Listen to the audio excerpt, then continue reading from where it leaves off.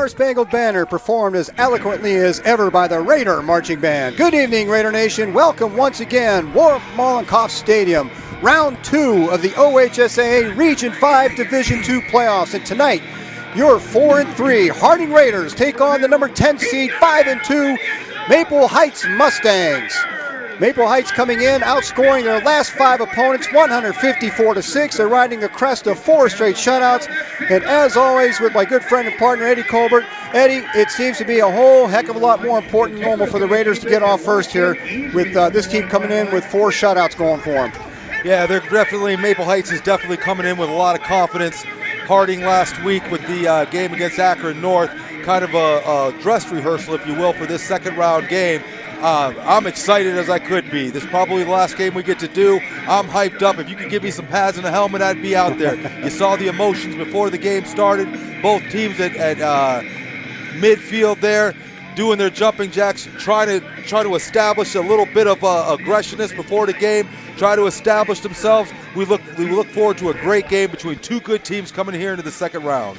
Jake Doherty set the kickoff for the Raiders. They won the toss and deferred. Maple Heights returning, number 2, Delonte Hall, and number 7, James Murray, back deep for the Mustangs. And we are about set to go here at Mollenkopf. And we are underway. It's a short kick for Doherty. That's going to be picked up around a 20-yard line. Little running room. He's going to be brought down to 35. That was number 7, James Murray, on the return. Brought down to 35. Maple Heights, 1st and 10 to start the ball game at their own 35-yard line. Yeah, Tom, this Harding defense is going to want to come out and establish themselves. And as I've said all year, I believe it starts with the big man up front. And Sam Wildman, big man up front, is going to have to draw a double team. He's going to have to be able to free up those linebackers, free up some of those defensive linemen, put some pressure on the backfield. If they can get some pressure from that front 4 without blitzing those linebackers, the Raider defense is going to be able to slow down this high-powered Maple Heights offense. Sophomore DeJuan King in at quarterback for the Mustangs. He's got Jayton Payton to his left in the shotgun. And the handoff goes to Payton. Payton is hit hard in the backfield on the first play. He's going to lose yardage right off the bat. That looked like possibly 51, Kincaid Tyson there coming through, as we talked about. Linebacker coming through untouched. Able to hit the running back in the backfield there for a loss or a gain of nothing. But like we talked about all year, it starts with establishing the front line there.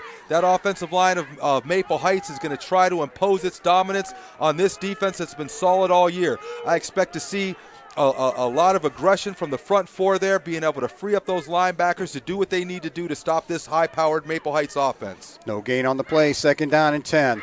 The handoff to Payton once again. Payton pounds forward for about 4 yards, out to about the 43-yard line.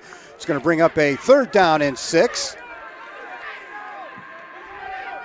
Good position for the Raider defense to be in here with a 3rd and 6.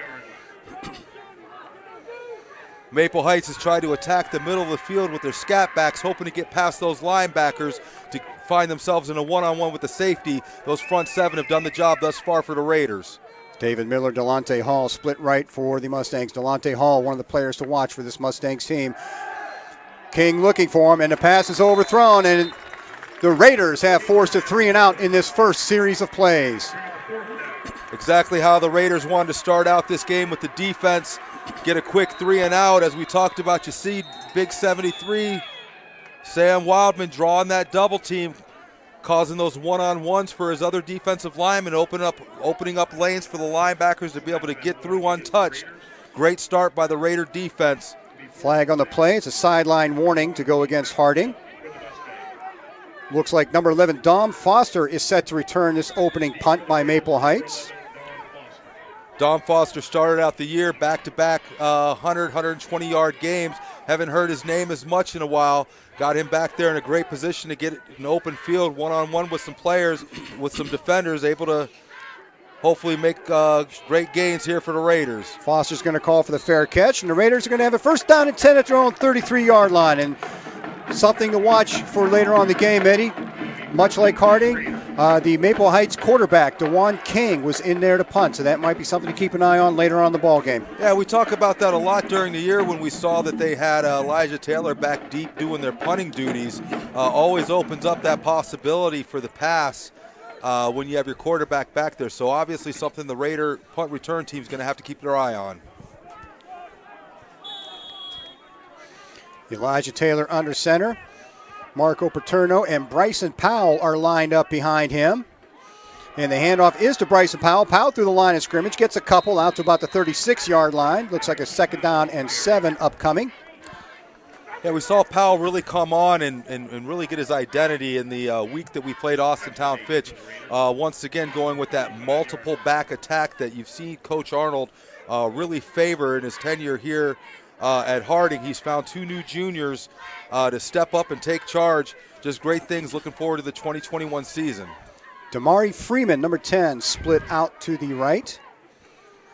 The handoff again to Powell. Powell shakes off one tackle. Powell breaks loose. Powell is in the backfield. Powell's to the 40-yard line. Out to the right sideline. And Bryson Powell all the way down to the Maple Heights 37-yard line. Powell with some great patience there. You saw he hit the left-hand side. Didn't see much there. Was able to plant that left foot, cut out to the right. Had a wall in front of him. Able to hit that corner for a great gain. Nice downfield blocking as well, as you saw from the wide receivers, in order to get him an extra 3 or 4 yards. Put Harding at 1st and 10 inside Maple Heights territory. Damari Freeman spits out left. Davion Burgess in motion. And this time it's to the up back, Marco Paterno. And Paterno gets 8 yards down to the 30-yard line. 2nd down and 2 for the Raiders. Marco Paterno, new to the Raiders this year, a junior coming in, showed that toughness. He's getting less responsibilities at the running back position. We've seen him on defense. I remember that Fitch game. He came out at linebacker, showed a lot of nerve and ability to be able to step up in the hole to meet those linebackers. You saw it there as he took the ball from fullback, was able to grind out a nice gain of 8 up the middle. 2nd down and 2 for the Raiders. The handoff again to Paterno. Paterno's met in the backfield. He's going to get no gain on that play. Brings up a 3rd down and 2. Looks like they didn't call out that blitz there. Looked like the linebacker was able to get through there. The line didn't account for him. Unfortunately, going to bring up a 3rd and short here. But this is playoff time. You're inside the 30-yard. I got to believe that Coach Arnold has already decided that this is 4 down territory for the Raider offense. Coming up on 8 minutes to play in the first quarter. No score as of yet. Harding on their first possession of the evening. Powell, the deep back, once again. Powell gets the handoff. Powell looking for some running room. Breaks a tackle. He's going to be close to the 1st down. We're going to have to wait and see how this one winds up. But Powell, that 2nd effort surge, might have gotten the 1st down for Harding. And it looks like they are going to move the chains forward. 1st down, Harding. Yeah, really like the game plan that we're seeing thus far. Just pound that ball up front. You know, our guys versus your guys, one-on-one, mano-a-mano. We're going to run the ball right at you. Start wearing down that defense. Start wearing down those defensive linemen. And you can never forget about the 3-year starter, Elijah Taylor, who you would assume this to be his last game here in Mollenkopf Stadium. I'm sure he's going to want to go out with a bang. 1st and 10 at the 28. This time, Taylor rolls out, and that pass is knocked down at the line of scrimmage. Brings up a 2nd down and 10. Yeah, I like that. Looks like you saw the bootleg there action. They did run that to the right side. People forget Elijah Taylor a lot of times is a left-handed quarterback. Look to see that maybe on a play like that, the defense expects Elijah Taylor to want to roll to his left because he is left-handed. They tried a little something different there, but I wouldn't give up on that play. Linebackers trying to keep up with running backs is difficult at this level. And Dom Foster's in the ball game, lined up to the left. They hand off to Powell. Powell just misses it by a tackle in the backfield. He gets ahead for about 3. He's going to bring up a 3rd down and 7 down at the 25-yard line. Powell doing well to get a few yards. Yeah, Maple Heights is coming out. You see a lot of blitzing there. Something for the coaching staff to take note of. If they want to be aggressive, they want to blitz those linebackers, well, you got to make them pay with whether it be a middle screen, whether it be some of those drag patterns, to have that middle of the field wide open there. If they want to blitz, make them pay. Attack the blitz. Keep an eye on number 11, Dom Foster, and number 6, Davion Burgess. Elijah Taylor's top 2 receivers are checked in the ballgame now on a 3rd down and 7 at the Maple Heights 25-yard line.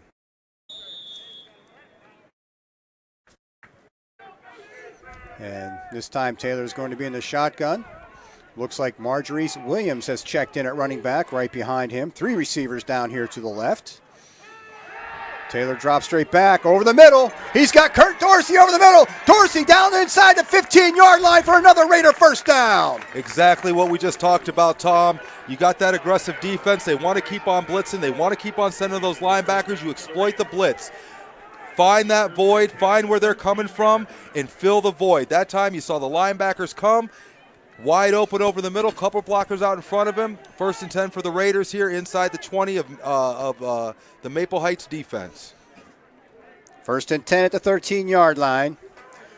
Looks like Delmar McMillan now in at running back. And McMillan's going to get the handoff up the middle. McMillan for a few yards inside the 10-yard line to just about the 9. Gain of 4 in the play. 2nd down and 6 upcoming. McMillan, another one of those backs we talked about like Powell, got their chance to shine in the Austintown Fitch game, got their opportunity and took full advantage of it. Coach Arnold has been utilizing Powell, McMillan, as well as Pacherno ever since then. It's a great combination. They've been able to establish that line and open up the passing game. Bryson Powell at tailback. Handoff is to Paterno, the up back. Paterno's met at the line of scrimmage. There'll be no gain on that play. 3rd down and 6 coming up.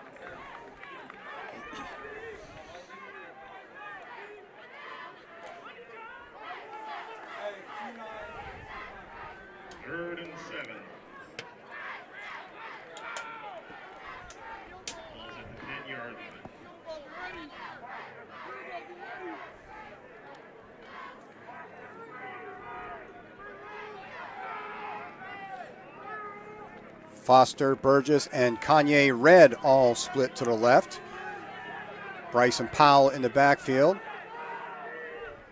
Taylor in the shotgun. Taylor drops back, looks over the middle. He's got a man open. That's a touchdown. And they're going to call him down about the 1-yard line. It'll be 1st and goal, Raiders at the Mustangs 1-yard line. Really like to see that. I don't know if that was called in the huddle, but you saw that. I believe that was trips left with the single receiver high. Elijah Taylor was able to recognize that one-on-one. As soon as he got into his slant, you see the defender had no chance, no safety help. Going to bring him right down to the 1-yard line. I question if that might have been a touchdown there, but this is where those offensive linemen need to put that defense into the parking lot. Taylor sneaks it in. And Elijah Taylor with the quarterback keeper, and Harding goes on the board for 6-0 with 44:32 to play in the first quarter. Amazing start for the Raiders, 3 and out on defense. Offense takes the ball with a combination of a strong running game that opened up the passing game, got them down to the 1-yard line. The offensive line did their job. You saw the surge. You saw that offense. You saw the defense come. You saw the offensive line push them 2-3 yards into the backfield. Easy touchdown for Elijah Taylor. Jake Doherty on for the extra point, and as he has been all year long, the steady freshman connects again, and it is a 7-0 Harding lead with 4:32 to play in the first quarter. Yeah, can't start out any better here early on for the Raiders. 4:32 left, a lot of game, but the confidence that the defense shoots over to the offense, resulting in 7 quick points. And never forget, Harding, very importantly, took that opening, from the snap, was able to take control of that line of scrimmage, was able to establish themselves on both sides of the ball. Right now, if you're Maple Heights, you're blitzing that whole time to no effect. If you're blitzing the whole time to no effect, that tells you right now that the offensive line has established themselves. They're not going to be able to do it through the blitz. When they did try to get over aggressive on the defensive side, the coaching staff was able to acknowledge that and exploit the blitz. Right now, Harding in the driver's seat, looking to keep this momentum going. Doherty on to do the kicking. And this will be fielded by Murray at about the 18-yard line. Murray trying to get outside. He loses one tackler, and he's brought down at about the 36-yard line.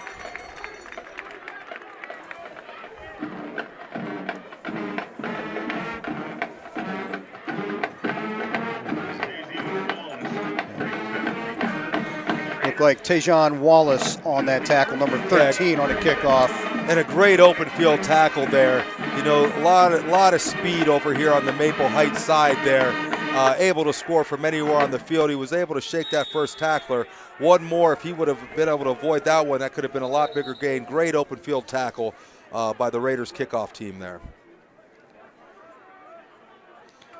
So Maple Heights with their second possession of the evening. They have a 1st and 10 at their own 36-yard line.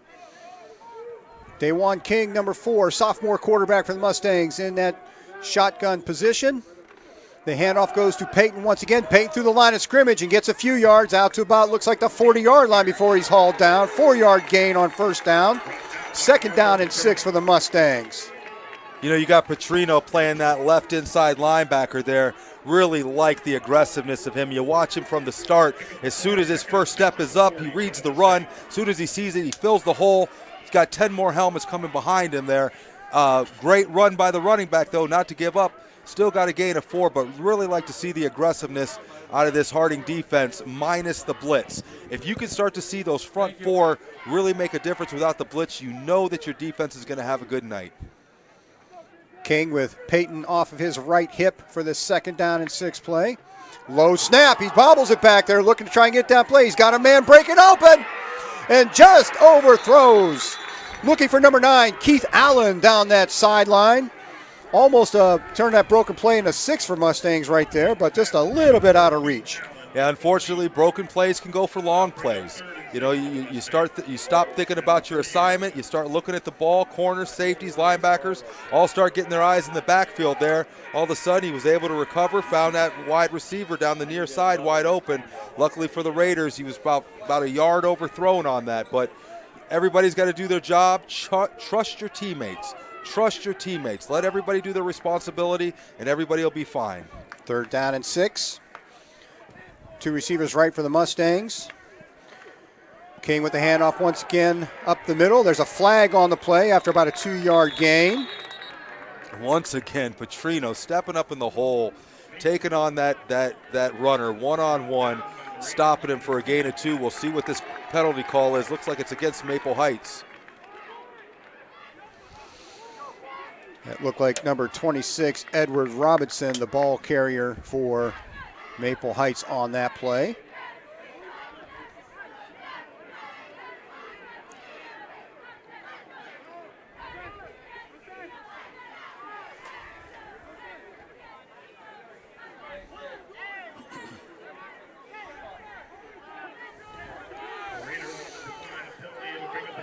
And the Raiders are going to decline that and take the down. It's going to bring up 4th down and 4. So it looks like Daewon King will step back to punt once again. But again, keep an eye on that young man. He is the quarterback. So saw some conversation with him and the up man there. Definitely a 4th and 3 here with the kind of speed that he's got back there. I wouldn't just look for the pass. I'd look for a delayed run. And King punts it. Dom Foster's going to stay with it. It takes a bad bounce for Maple Heights, and Harding's going to wind up with really nice field position once again at their own 35-yard line, where they'll take over 1st and 10. Yeah, something also to keep an eye on there. If you see that your punter doesn't have it, you know, that ball's not, hitting off the foot right, that is something that the coaches have to pay attention to, because if the other side knows that the punting game is not on, that's going to make them more apt to want to run those fakes. So you got to keep your eye on some of those less than desirable punts, because that's going to push their team into some of those fake punts.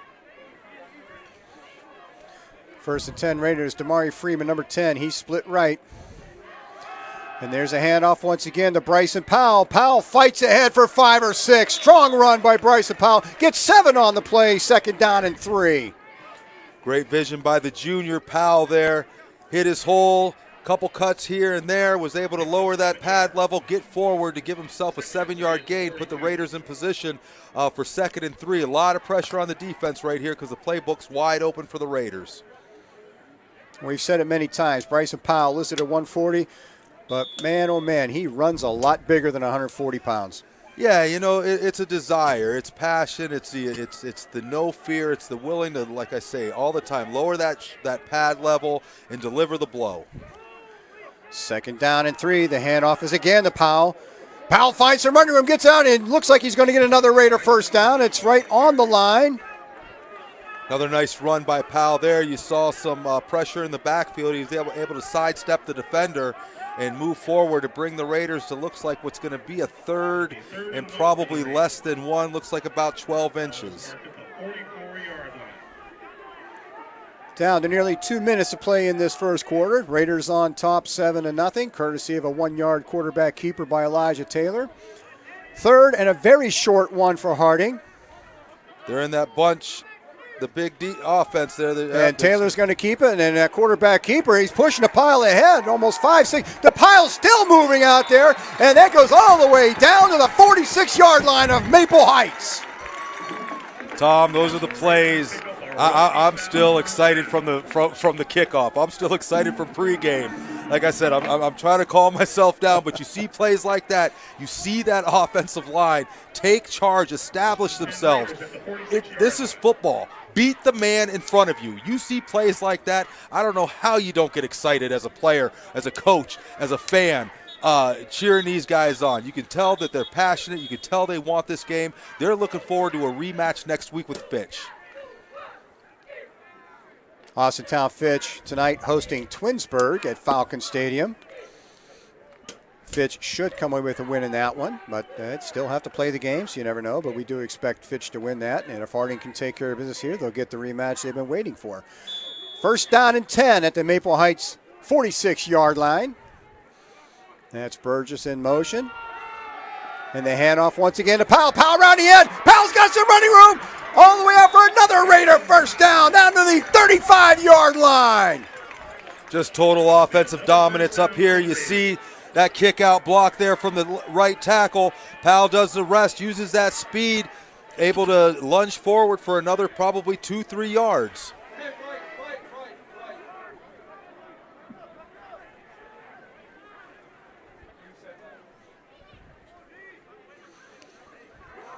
Tom Foster splits out down here to the near sideline. Always a good man to keep an eye on. First and 10 at the Heights 35-yard line.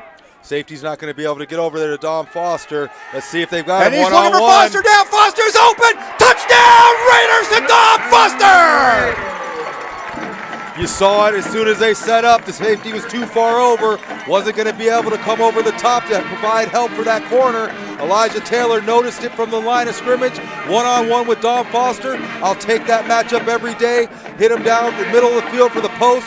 Harding up early, 13-0 with 52 seconds left to go in the first quarter. Elijah Taylor to Dom Foster, 35 yards. And Jake Doherty on to attempt his second extra point of the evening.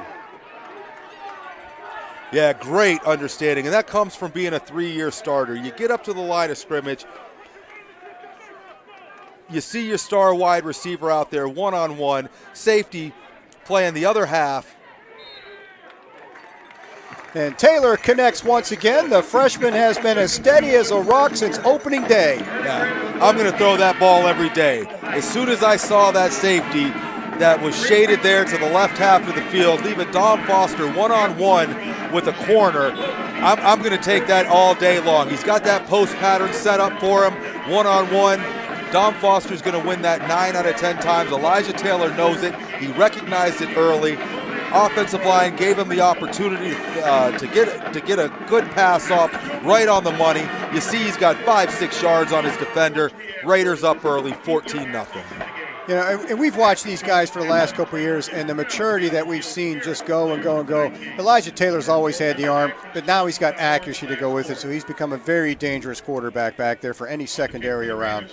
Yeah, you know, we've talked about Elijah Taylor and the records and all that, but I'm sure if we had Elijah Taylor up here, he would tell you that it starts up front with those linemen. It also hinges on those running backs getting the yards and opening that up, and the receivers doing their job downfield. But just a total combined effort to get us to this 14-0 lead here early.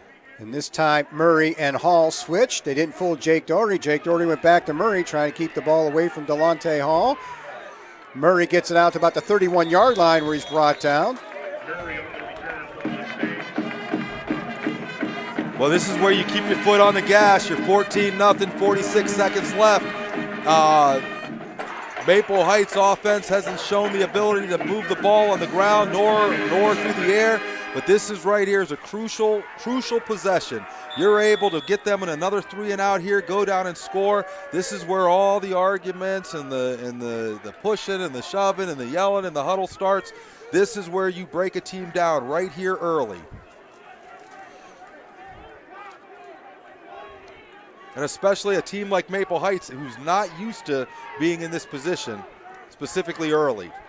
1st and 10, Maple Heights from their own 31-yard line. DeJuan King sets up again. There's a whistle on the play. It looks like there's going to be some kind of an official timeout. It's like we might have had some movement that Harding was trying to point out. I don't know if we've got an equipment. And it looks like there is a penalty going to be assessed against the Mustangs, 5 yards. Once again, Tom, we talk about, a team that comes in on the high that they are on. They're not used to mistakes. They're not used to penalties. They're not used to being down. And so they find themselves in some adversity. As the coaching staff on the other side, you got to coach through this. You got to be able to calm them down. You look for your senior leadership here on the Maple Heights side to keep everything intact. If not, this falls apart early, and we start thinking about next week. And there's kind of a missed handoff. King is running for his life in the backfield. He's going to lose a few more yards down to the 21-yard line. Tom, I can't stress it enough. How do you deal with adversity? We come in 14-0. Harding has shown straight dominance through this. They come out in a crucial possession. First thing they do is have a false start penalty. You follow that up with some miscommunication in the backfield. But it looks like they're going to call something here on Harding that might bail Maple Heights out on that play. I think we have a face mask penalty coming up on them, and they're marching off 15 yards, so gets it back to about the 38-yard line, and still first down. It's going to be a 1st down and 3 after all of that. Well, to Maple Heights' credit, no harm, no foul. With all the miscues they had early, they're going to start out this drive essentially with a 1st and 3.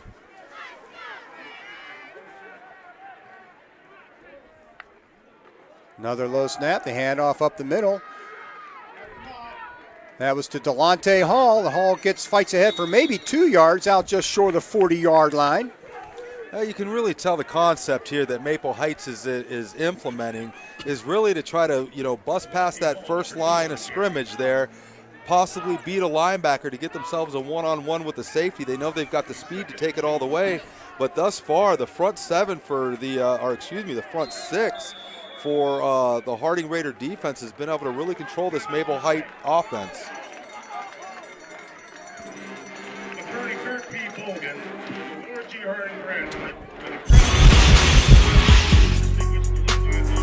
I want to be able to enjoy my last year here at Warren G. Harding High School. I wanted to start my first year as a freshman since I've been looking forward to it for 3 years. I want our band nights back.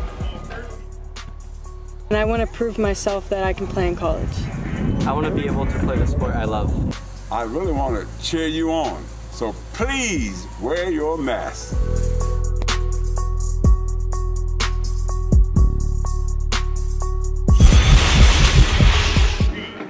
And that was the end of the first quarter with Harding on top 14-0. When we resume play, it's going to be Maple Heights 2nd down and 2. They're at their own 39-yard line. Yeah, Tom, we got a quick break. Just want to give a shout out. We talk about the great production that WSCN does week in, week out. We know because of COVID, it's limited in the stands. So really want to talk about some of the bars and restaurants out there. I know Weston, Maine is broadcasting the game as well as UAL. Want to thank them for promoting WSCN, the kids that put this on, and providing an opportunity for the citizens of Warren and across the world to be able to view this game even if they can't make it in person.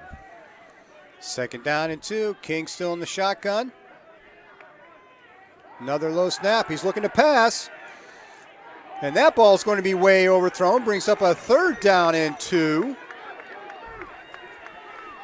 Once again, great defense there. I was questioning. I thought he was going to tuck and run that. It looks like he had some open field in front of it, but obviously he was looking past. Corners didn't get off their game there. Perfect position to make the play, cut the receiver off. Going to bring up a 3rd and short here for Maple Heights. Number 3, Peyton checks back in at running back for the Maple Heights Mustangs. 3rd down and 2 coming up. King getting his instructions from the sideline. Now we're set to go.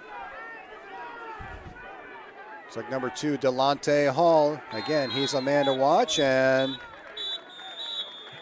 looks like we have a false start. That's going to back Maple Heights up. They gave him the timeout. You see the coaching staff here on our side going nuts. We saw some movement there, but it looks like the officials granted the timeout before the movement there on the Maple Heights side. So Maple Heights will spend their first timeout of the half and talk this 3rd down and 2 play over, waving off that illegal motion flag. Well, Maple Heights here early, 3rd and 2. Haven't been able to establish much here. Trying to really pound that inside. Harding, I haven't seen a lot of blitzing out of them to be able to stop that, and so they've been able to really control the line of scrimmage just with those front 4. The 2 linebackers specifically, Paterno, I've watched him step up, fill those holes, exactly what you ask out of your linebackers. You want those defensive linemen to occupy the linemen, so therefore your linebackers are free to make the tackle. You're seeing a perfect executed display of defense here by the Harding Raiders. And Delonte Hall moves back into the backfield, and Hall gets the handoff, and Hall is dragged down in the backfield for a loss on that play. Once again, 3rd and 2, and the Raiders defense steps up. You got the quickness of Hall back there. They were able to contain him. They're going to bring him down for a loss of 1. Going to bring up a 4th and 3. Looks like the Maple Heights sideline is contemplating the possibility of maybe going for this. I don't see Harding jumping back into their punt return defense. So looks like early on, Maple Heights is willing to take that chance. And Mari Perkins on that tackle for a loss brings up a 4th down and 3. And Harding's going to take a timeout and talk over this 4th down play as Maple Heights lined up to go for that one. But again, number 8, Amari Perkins shoots into the backfield and drags down Delonte Hall for a loss to set up this 4th down play. Thanks AVI for their support for our district. Fans, the winner of tonight's game will face the Austintown Fitch Twinsburg winner. So big play here. They're going to go over there and talk about it. You've seen some delayed counts here from Maple Heights, and Harding has shown the ability to not jump off sides, but it's early. It's only 14-0. I would really question if Maple Heights would come out here this early in a 14-0 game and go for it on their side of the 50-yard line. Please visit WGHathletics.org for Harding sports updates. You can also follow us on Twitter at 11:16 to play in the half. Harding on top, 14-0. The latest score coming courtesy of a 35-yard touchdown pass from Elijah Taylor to Dom Foster. And now Heights is lining up to take a gamble and go for it on this 4th down and 3 from their own 38-yard line. You see one-on-ones on the high side there. Look for a quick slant or look for him to tuck and run. And King rolls out to his right, tosses it downfield, and that finds nobody. And Maple Heights is going to turn the ball over on downs, and Harding gets a short field to work with. They opted for the bootleg there, had a receiver open, quarterback wasn't able to put it on him. I still go back and question. It's 14-0. You got athletes on your side of the ball that are able to break for a quick 6 points from anywhere on this field. Truly question the idea of going for it this early in the game, only down 14-0, putting this potent Harding offense in great field position, in a position to be able to possibly go up 21-0 here early in the first half. Bryson Powell still in at tailback. And it looks like Elijah Taylor might have got tripped up on one of his linemen right there. It's going to be result about a 3-yard loss for Harding. The defensive line has become more athletic in the past, 10, 15 years. And so those offensive linemen, the big hogs up front, they're looking for any advantage they can. So one of the number one things the offensive line works on is that footwork, being able to get themselves into position quick. Looks like a lineman found himself with too quick of a stepped on Elijah Taylor's foot. It's going to bring up a 2nd and 13. 2nd and 13 at the Maple Heights 41-yard line. The handoff is to Powell. Powell gets ahead for some yardage. Gets it inside the 35, down to about the 34, and he picks up a lot of that yardage back, brings up a manageable 3rd down and 6 on that play. Yeah, once again, you find yourself in what I would assume for Coach Arnold to be 4-down territory inside the 35-yard line here of Maple Heights. You're going to have a 3rd and 6, so look to try to pick up the 1st down here. If not, I fully expect them to go for it on 4th down, obviously out of Jake Doherty's range, so I definitely see this as being 4-down territory. Dorsey, Red, and Burgess on the high side. Dom Foster, the lone receiver. Taylor looking over the middle, and that's short hops. Looking for Kurt Dorsey on that play. He's going to bring up a 4th down and 6 for the Raiders. Yeah, it looked like that one might have slipped out of his hand. Didn't have much of a chance to catch that ball. I'm surprised here. You're on the 35-yard line. If he can pin this ball inside the 20, be an excellent kick for him. But I'm highly surprised. I would have definitely seen this as being 4-down territory for the Raiders, especially of how well your defense is performing. Taylor back to punt. Number 2, Delonte Hall, the deep man for Maple Heights. And there's a short snap. And it's going to be a 1st down and more. That's Amarian Perkins, and Perkins is going to take it all the way for an end zone on the 4th and 6 fake punt. Excellent call. All eyes on Elijah Taylor back there, thinking that he's going to pull up for a pass or a run. They hit the up man. As you see him, he had blockers out in front of him, took full advantage of it, got himself upfield for the touchdown. 20-0 here early with Jake Doherty coming on to attempt this extra point. 20-0 Raiders on that fake punt. 34 yards. And Doherty's kick is up and good once again. The Raiders take a 21-0 lead with 9:39 to play in the 1st half. Yeah, something on the other side for them to be aware of. Obviously, as I spoke of before, it made no sense for us to come out and punt, specifically with how well the offense was doing. Tie that up with how well the defense was doing. Being on the 35-yard line made no sense to punt. Maple Heights should have been fully aware of it. Maybe they were, but that's the dominance that this offensive line has established. And even if you know what we're doing, you can't stop us. Keep it going. It's still early. 9:39, up 21 points, but you still got a good portion of the 2nd quarter left as well as the 2nd half left. So you want to keep this momentum going. You want to put this away. Once again, get some of those young guys in here, get them some experience, but couldn't have asked for Harding to be able to start this game out in a better fashion. Up 21-0 here midway through the 2nd quarter. Jake Doherty on the kick once again. James Murray, the near up back. Delonte Hall on the far side, the two deep backs for Maple Heights. And so far, Harding has elected to keep the ball away from Delonte Hall, and they're trying to switch it up again.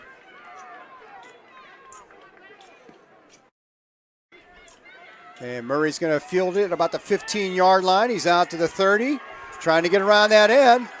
Nice hit over there on the 32-yard line. Once again, another nice open field tackle. We see a flag on the play here. More than likely, that's going to go against Maple Heights for a hold or a block in the back. That was Kanye Red on that open field tackle.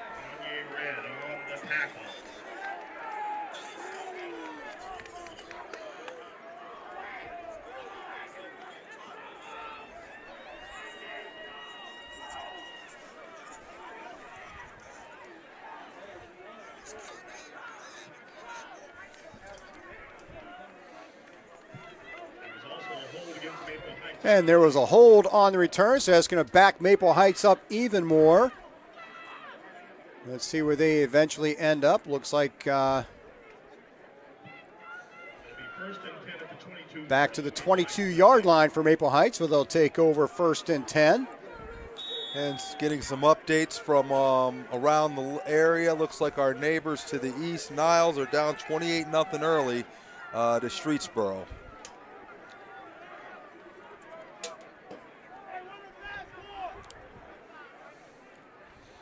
King in that shotgun position. Looking over the middle, makes a completion this time. That's going to be a first down for Maple Heights. Looks like he hit number 9 over there, Keith Allen, one of their big receivers.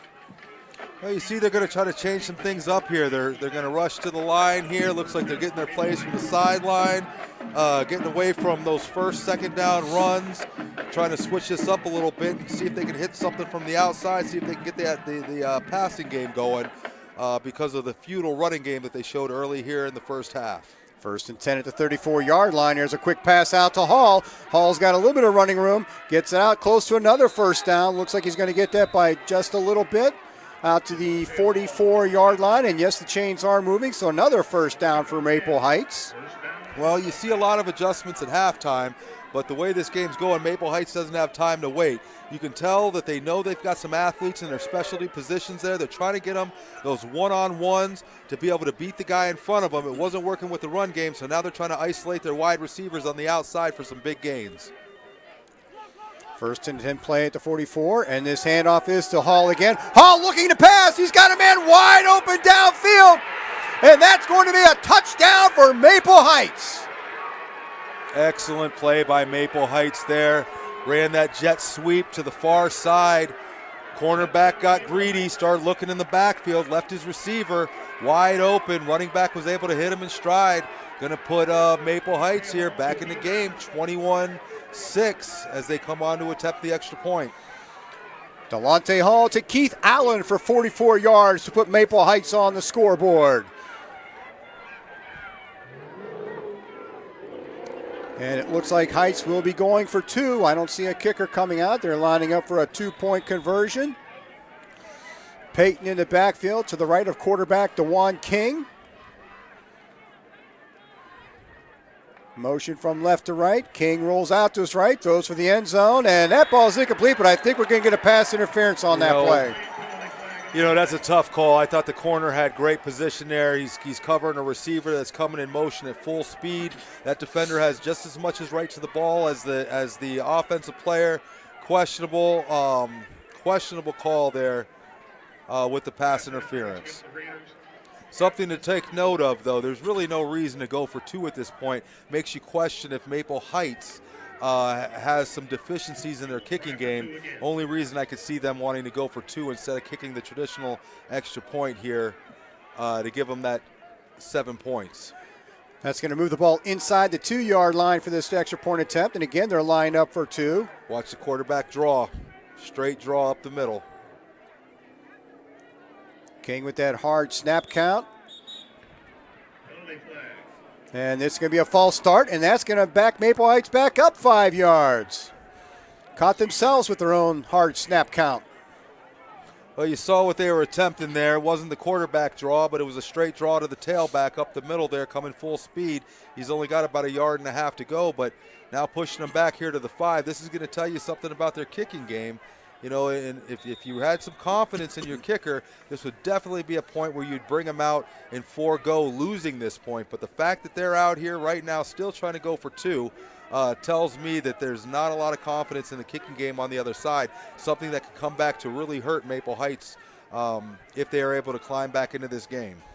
Maple Heights for the 3rd time trying their 2-point conversion from the 7-yard line. King rolls out, looks into the end zone, and that ball is going to fall incomplete.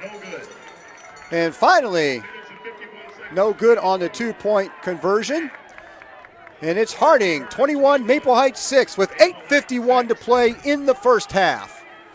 Yeah, nice recovery by the defense there. You see they wanted to roll the quarterback out there to the right with his speed, hoping they could hit somebody on a drag or something crossing the field there. Corners were in good position. Quarterback was not able to put the ball on the money. That's going to put Maple Heights, that it's nice to be able to score, but only coming up with the 6 is going to hurt you even further down the line. And you've kind of left yourself. It's still basically a 3-possession game. Yeah, like I said, there's a lot of first sign indicators. You can watch what the other team does and kind of decipher what that means. This is a 7-7-7 game. It'd be one thing if Harding was going for 2 and therefore you felt in order to keep up you had to match those 2-point conversions. But Harding's kicked an extra point every time, traditional 7 points.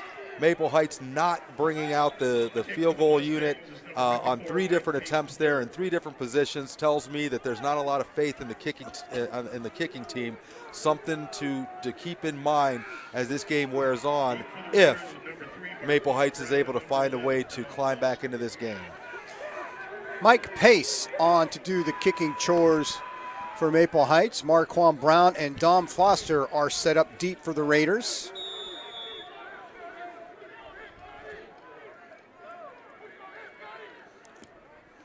And it looks like Dom Foster's going to field this at about the 11-yard line. And Foster's going to be forced out of bounds at about the 26. 1st and 10 Raiders coming up from the 26-yard line. Let's see how they respond. Maple Heights with a successful drive there on a trick play. Kind of a wake-up call to this Harding team that, this game isn't over yet. This is not Akron North. You've got a formidable foe on the other side. Interesting to see how this Harding Raider offense responds here. 21-6 with 8:44 left in the second quarter.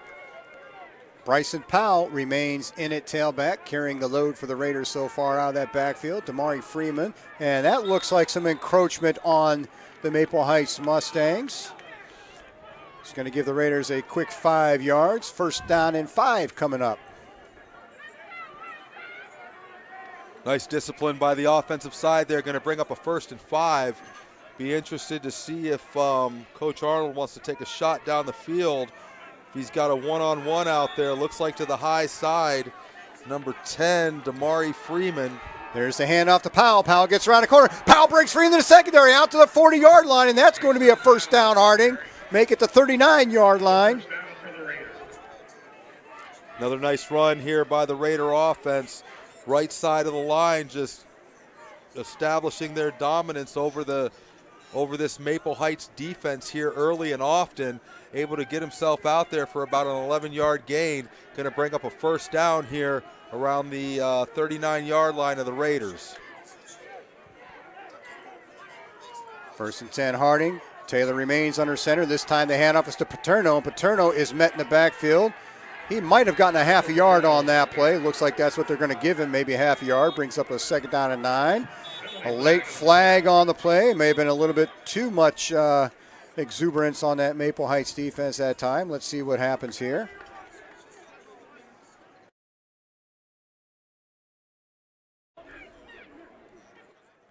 The officials talking this one over. And it is a dead ball personal foul against Maple Heights. These penalties, we talk about it every week. Penalties will kill a drive. Doesn't matter if it's a hold, if it's a false start, or if it's a personal foul for 15, dead ball foul. Maple Heights able to stuff Petrino there at the line of scrimmage to no avail. Ends up being a gain of 15 for the net for the Harding offense. Going to put him here 1st and 10 at the 45. Taylor under center once again. Handoff once again to, looks like Bryson Powell one more time. This time he's met hard at the line of scrimmage for no gain. 2nd down and 10 coming up. Last week it was McMillan and Marjorie Williams carrying the load for the Raiders, and this time we see Bryson Powell back out there doing the bulk of the leg work for Harding.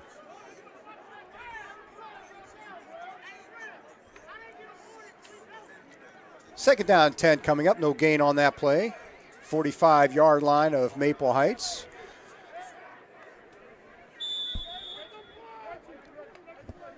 And we've got viewers from all over the place. Alberta, Canada, Romania, and I know here in the good old USA from Orlando, Florida, all the way up to Anchorage, Alaska. So Harding football is worldwide, Raider Nation.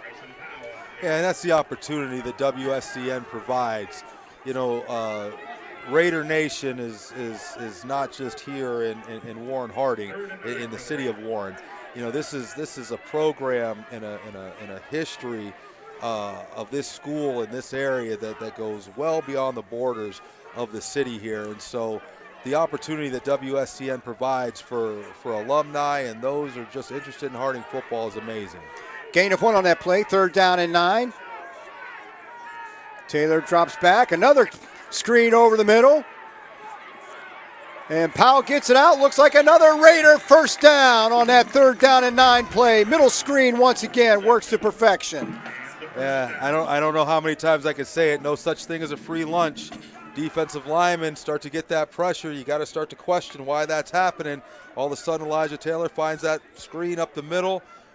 11 yards, 12-yard gain, 1st down and 10 here at the roughly looks like the 34-yard line of the Maple Heights defense. Taylor stays in that shotgun. He's got 3 receivers to his left. Tries to keep that one, and that play is going to go for a big loss all the way back to the 39-yard line. Yeah, first time Maple Heights has been able to put some pressure on Elijah Taylor there, able to get him in the backfield. Going to bring up probably a long 2nd and 17-8. Looks like they got him marked at, they got his forward progress stopped. So it looks like it's going to bring up a 2nd and 14. See how this Raider offense responds to one of the first adverse situations that they found themselves in. That loss backs the Raiders up to the 38-yard line of Maple Heights. 6 minutes to play in the half. Dorsey, Red, and Burgess on the top. Dom Foster down here on the near sideline. He's going to look at him. He got Taylor rushed. gets out of the pocket. Taylor's got a little running room. A nice block at the and they're going to call him for that one. Another flag. And another flag. There's flags all over the place. There's going to be a lot of sorting out here, but that first one appears to be a crackback block penalty that they're going to call against the Raiders on that play. You know, Tom, 5 years ago, that play is exactly what you coach. And I don't know what you tell the young man on that play. I mean, he did nothing wrong. It's just the new rules where we want to protect players. We want to keep them safe, and especially at this level. But you coach your kids to play hard. There was nothing dirty about this. There was nothing. I mean, this is what was he supposed to do? It wasn't in the back. He hit him in the front. This is exactly what you coach your players to do. You know, as a coach, I'm not mad about it. I tell them to keep on playing hard. Let's go out there offense and let's recover and get these yards back. Let's see what the call is. So you see Coach Arnold down there telling, hit him with his shoulder. What was he supposed to do? He was in the play. He had the ability to make the tackle. My job is to block him. My job is to beat the man in front of me. I beat the man in front of me, but because the hit looked too hard, now I get a 15-yard penalty. I don't know how you coach against that. That's going to be 15. It's going to take Harding back to the 45-yard line. It'll remain 2nd down. It's going to be 2nd down, and looks to be about 21 on that play. I mean, you go on. He didn't launch himself. He didn't lead with his helmet. He did exactly what he was supposed to do, but unfortunately in 2020, that's a penalty in football now. So Harding penalized for the crackback block. Taylor had scrambled out of the pocket and picked up a lot of the yardage he lost on the previous play, but unfortunately all goes for naught. But Harding still with a 2nd down and 21. And again, looks like Dom Foster down here on the near sideline. Taylor drops straight back, looking down the left side, fires it out to the flats. That ball is caught over there, and it's going down close to a 1st down to the 25-yard line. 3rd down and 1 coming up. I can't say it enough.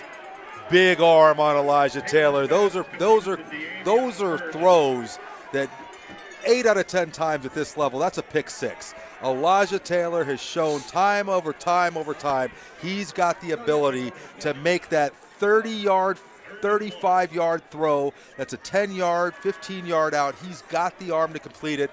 Those are college-level type throws. It's been a pleasure to be able to watch Elijah Taylor for the last 3 years. That's a timeout. Maple Heights, our 2nd of the half. That pass was complete to Davion Burgess, who has become every bit the threat that Dom Foster is right now. And you throw in Kanye Red, and Elijah Taylor's got a 3-headed beast out there in the receiver core. Well, you talk about Red, you talk about Burgess, you talk about Dom Foster. You know, everyone knows, you know, where Elijah Taylor is in the history books and the record books of Harding. There's been a slew of outstanding wide receivers that have helped him get there, but he doesn't play favorites. He gets up to that line, he reads the defense, he identifies the hot man, he knows what his reads are, he goes through his progressions, he throws to the man that's open. No favorites, he throws to the man that's open after he goes through his progressions. Once again, just been a pleasure to watch this young man over the years, and we'll definitely be keeping an eye on him after he leaves the black and gold and goes on to the next level. 3rd and 1 Raiders at the 25. Damari Freeman splits out to the left as the Raiders tighten it up a little bit on this 3rd down in 1 play. Bryson Powell, the deep back. And the handoff's going to be to Powell. Powell's got some room around the end. Powell inside of 20. Bryson Powell from 25 yards for another Raider touchdown. Once again, 3rd and 1, you saw Maple Heights stack the box, probably had 8 or 9 guys in the box. Exactly what you see Maple Heights trying to do on the other side, stacking the box, bringing those blitzes. They're hoping to get past that first level to get some one-on-ones and use their speed. Has not worked for Maple Heights, but you saw it executed perfectly there by the Raider offense for another 6 points, putting them up 27-0. Jake Doherty on for the extra point. And Doherty remains perfect on the night, and it is a 28-6 Raider lead. And Eddie, how big was that coming off that trick play touchdown that Maple Heights threw at him on their last possession? Well, great way to respond by the offense there after, the defense gave up that 6 points, or the 6 points on that trick play. But even more to add to the story was that 15-yard unfortunate penalty that they caught for the, I guess they're going to call a blindside block. Going to be a 15-yard penalty. Really put a lot of adversity on that offense, but they are able to respond from the next snap. Elijah Taylor with a strong throw to the far side there to the sideline. Receiver was able to get upfield, put him in that 3rd and 1 position. They knew that was 4-down territory. I was surprised that the Maple Heights defense sold out the way they did on the run up the middle, able to bounce it to the outside, use that speed to get into the end zone. Going to put Harding up comfortably here, 28-6, 4:29 left here in the first half. Well, I believe Harding set them up perfectly with that, with a couple of quarterback keepers by Elijah Taylor. So that's what they were waiting for on that play, and Powell burned him on the outside. Jake Doherty in for the kick. And it is a short kick, handled at about the 32-yard line, and maybe 4 yards on the return. Good coverage by the Harding kick team. There's a little bit of chippiness going on down there now. Well, we saw this in pregame. Maple Heights came out close to the midfield line. They started yapping a little bit, and I was overly amped to see the response of the Harding team to defend their territory. Nothing out of control, but let them know that this is our house, and you're not going to come in here and you're not going to try to take control. We saw from the beginning of the game a lot of emotions. There's a lot of things on the line here, moving forward here in this playoff season. For one of the first times, I was amped to see the reaction of that Harding team when Maple Heights came over. So you're seeing a continuation of this. Just got to keep this momentum going here for the last 4 minutes of the first half. 1st and 10, Maple Heights from their own 36-yard line. DeJuan King back in that shotgun. He's got Peyton to his right, and the handoff is to Peyton. Peyton gets nothing up the middle. Maybe a yard loss on that play. My man Sam Waldman, 73. Looks like they tried to block him one-on-one there. Got major penetration, able to alter the direction of the running back that led to that 1 yard loss there. Waldman, who was out last week with a minor injury. Good to see him back in uniform and on the field tonight. 2nd down 11 with 4:01 to play in the first half.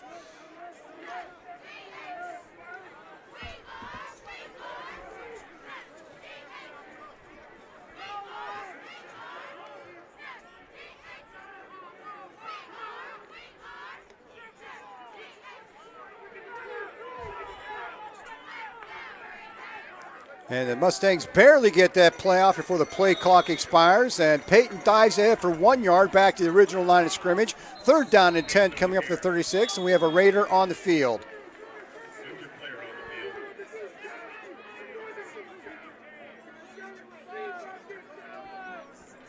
That looks like, I I've got the number covered up now, so I can't see it.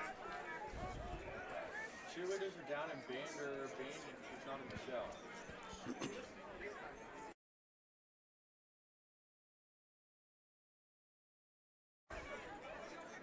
Do you have any names or anything?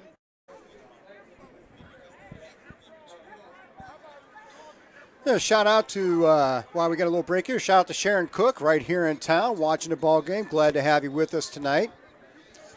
I think my brother Joe out in Sun City, Arizona is on with us. Jabari Felton shaking up on a play, makes his way off under his own power, so that's good to see. Felton has been a force on that defense all year long. Going to see him back out there soon. Let's send a shout out to the Maple Heights fans too. I hear that they've been given a link to this. I hope you're getting a good feed for the game. Glad to have you with us as well. 3rd down and 10. Clock running at 3:10 to play in the first half. Maple Heights with the ball at their own 36-yard line. King rolls out to his right, and there's a lot of pressure, and King is going to go down way in the backfield. A big loss on that play, all the way back inside the 25-yard line. Raiders set a backside blitz there. Didn't really need it. Pressure coming from the front side. Backside never even really got there. Great play for a big loss. But it looks like about 9 yards. Going to bring up a 4th and 20. Maple Heights sending out the punt unit.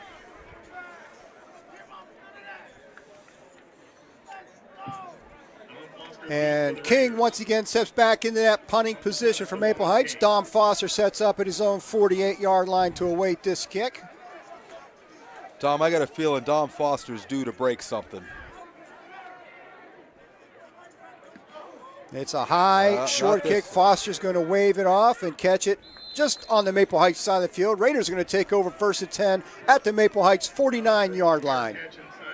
Yeah, they get 2:10, Tom. Both timeouts. Looks like about the 45-yard line of Maple Heights. Plenty of time to conduct this 2-minute drill. In high school, you know the clock's going to stop on a first down till they get those chains set. So plenty of time for Coach Arnold and the Raider offense to put together any type of offensive attack they want here. Through the air, they've shown the ability to score on the ground. Interesting to see how Coach Arnold handles this last 2:10 of the first half. And don't forget, Harding's going to get the ball to start the second half as well. So an opportunity here to really put this game out of reach. That's Amarian Perkins in motion. Got him. Taylor sets back the pass. He's got a man wide open down the side. Oh, is that Dom? Dom Foster was wide open, had his eyes on the goal line just a little bit early. Didn't quite pull that ball in. What a nice pass under duress, able to put that right there in the bread basket. Obviously, that's one that Dom Foster's going to want back, and it looks like some of the emotions got to the Raiders sideline there, and they're going to get an unfortunate penalty here. The second sideline. Warning, so they're going to march this one off. Raiders had a sideline warning early in the first quarter. This is their second one, so they're going to lose some yards on this call. Taylor had found Dom Foster streaking down the middle of the field, put the ball right on the money. Just highly surprised. I mean, you got to pick your poison if you're Maple Heights. You know, Harding's been gashing you on the run plays, so I understand the idea of wanting to flood the box like they're doing, but to leave these receivers one-on-one is just not a winner. 2nd down and 15. The handoff is to Powell, and this time Powell can't make the corner, and he's going to lose a few more. That's going to bring up about a 3rd down and 18 for this Raider offense. Ball back at the Raider 43-yard line. Now you're going to see some clock management, I assume, out of the coaching staff here, finding themselves in this 3rd and 18, 35-second clock, 35-second clock, run this down, see if Maple Heights is willing to burn that last timeout they have. If we're not able to get a first down, we want to leave you with minimal left, give you any opportunity to put any points on the board before the half. Tamari Freeman wide down here on his sideline. The handoff is to Paterno up the middle. Paterno he's pushing that pile ahead, fights ahead for about 4 or 5 maybe, up to the 47-yard line. And it looks like Maple Heights is going to spend their last time out of the half to try to save some time for themselves on this. Raiders are going to have to punt here on 4th down and 13. Yeah, as expected, Coach Arnold working on the clock there. That penalty really hurt him. Try to get a quick hitter up the middle there. Hope to get past those lines, break into that second level, possibly make something happen. Didn't work out. Find yourself in the situation of 4th and 14, minute 11 left. You're going to punt this ball away and put everything on your defense to shut them down here for this last minute 11, going to halftime, 28-6. Talk about what worked, talk about what didn't work. Come out, get the ball, throw 7 more up on the board, start to coast into the 4th quarter, start looking forward to next week. Elijah Taylor on to do the punting. Delonte Hall, the deep back for the Maple Heights Mustangs. He sets up just inside his own 20. And Taylor, a high, deep kick. And Hall waved for a fair catch, and it's going to bounce in the end zone. So heads-up play by Delonte Hall down there to slow the return team down, not let them have a chance to down it deep. And the Mustangs are going to take over on their own 20 with 1:04 to play in the first half. That worked out nice for him there. Waved for the fair catch. Got an unfortunate roll there for the Harding team. We were always taught, put your heels on the 10. If it goes over your head, you let it go. Something like that. You'd have been screaming at him for him to catch it, but he got a great roll there for Maple Heights. Going to give them the ball here, 1st and 10. Minute 4 left on the Harding 20. No timeouts. So we'll see how Maple Heights chooses to do this. The only success they've had through the air is through that trick play. Corners got to keep their eyes on their receivers, keep their eyes out of the backfield. They should be able to take this into the halftime with the lead. 1st and 10 Mustangs. King, and it's a draw play up the middle to, looks like Robinson, the running back, and he's actually going to lose a half a yard on that play, so Harding wasn't biting on that one. Yeah, that's not going to do it, Tom. This Harding defense is just too stout. With the down and distance and the time in the game, too ready for that kind of play. Look to see if they're really trying to put some points on the board. Look for some play action. Look for them to take a shot. Look for them to try to find some of those one-on-ones. But as you see, it looks like they've got a cover 3 here. They're going to drop those 3 safeties back in coverage. Going to be very difficult to hit anything long. And that handoff is up the middle of Robinson. He breaks a tackle, breaks a long run all the way out to the 50-yard line, and a big run for Edward Robinson for the Mustangs. Yeah, we talked about the speed on this Maple Heights team. They're going to run another draw play here to see what they can get, end up being able to use that speed to the outside, getting himself up to around midfield. 18 seconds left. Let's see if the Maple Heights team decides that they want to put this ball in the air, put some points on the board before halftime. And now, all of a sudden, it's 1st and 10 Maple Heights at the Harding 48-yard line with 18 seconds to play. Trying to get something on the board before the end of this first half.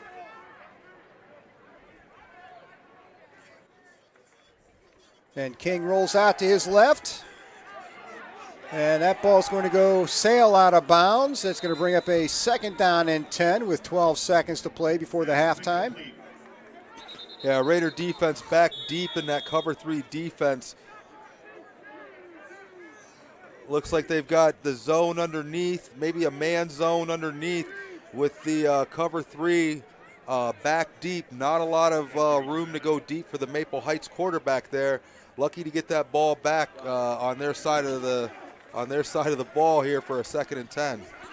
And that was Delonte Hall, slow to get up for the Maple Heights Mustangs, but he's making his way off the field under his own power. A little bit of a limp there, and the Mustangs can ill afford to lose Delonte Hall if they want to have any chance of staying in this ball game. Well, you got 12 seconds here. Maple Heights with no timeouts. Obviously have to defend the deep ball, but with the athletes that Maple Heights has on the other side of the ball, they've proven you got to watch everything. You got to watch those runs. They've got those scat backs over there, very quick, very elusive, very fast.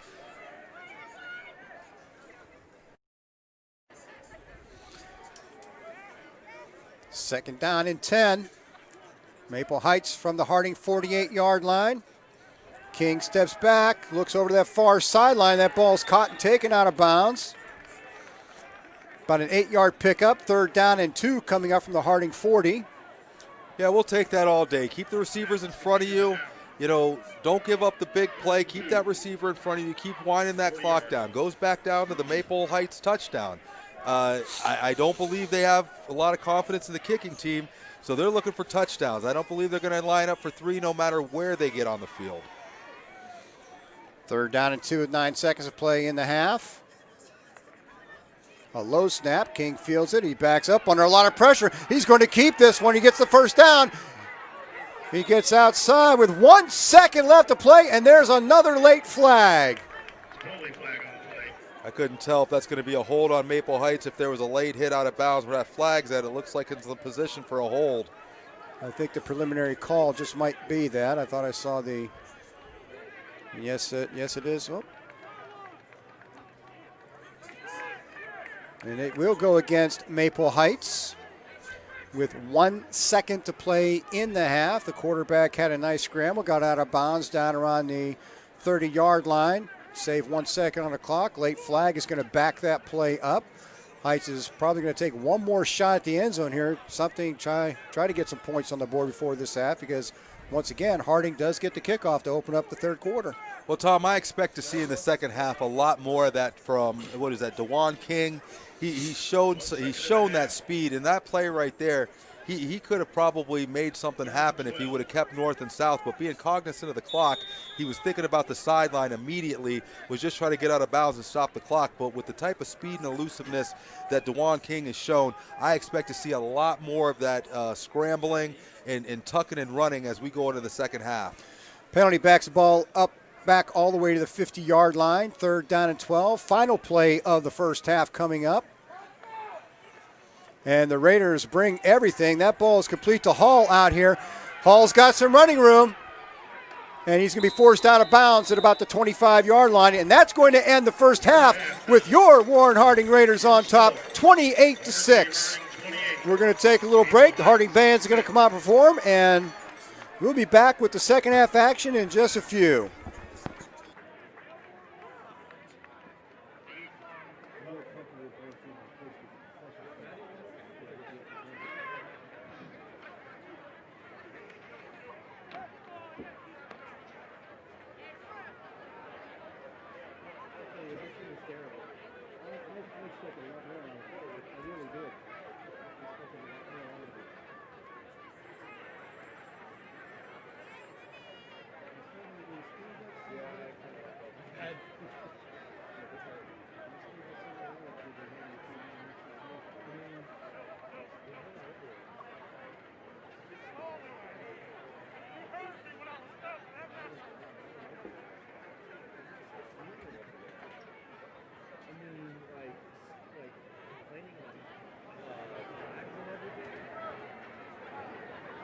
Like the one I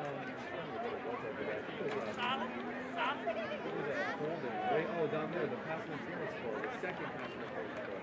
They were complaining about it.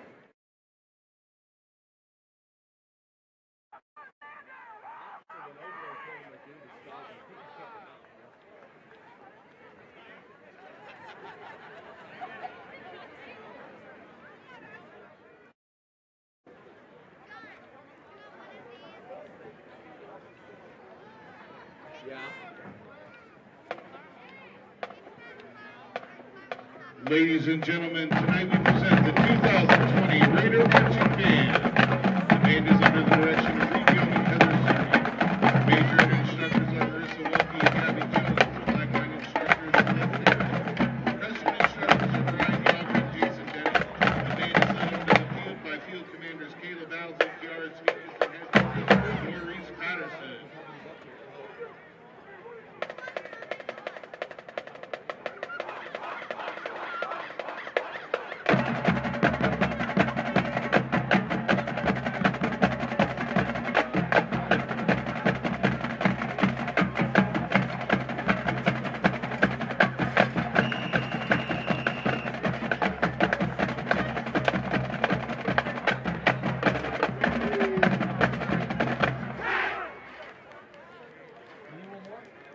This year we perform our show 2020 as we present a year in review through music.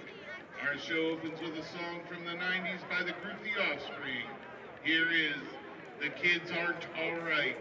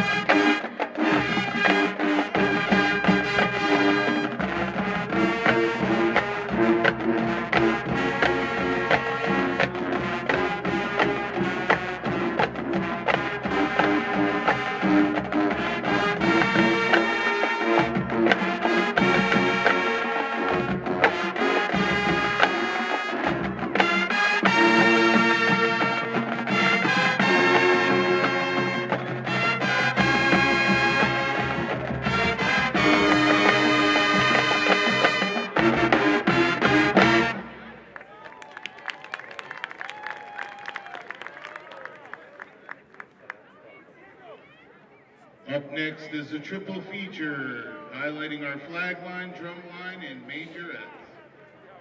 First up is the Raider flag line to Bad Guy, followed by this year's drumline feature, and ending with the 2020 majorettes performing to Mic Drop.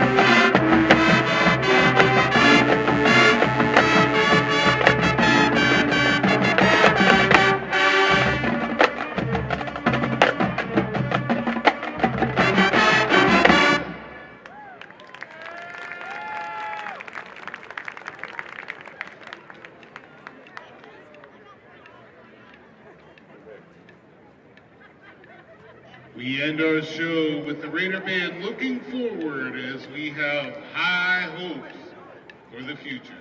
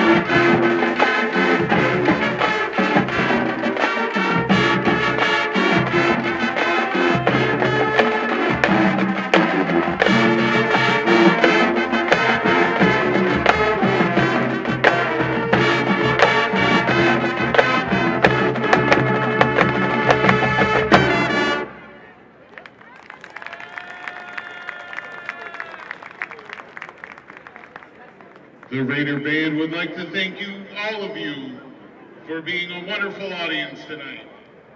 Now join us as we cheer on our Raider team.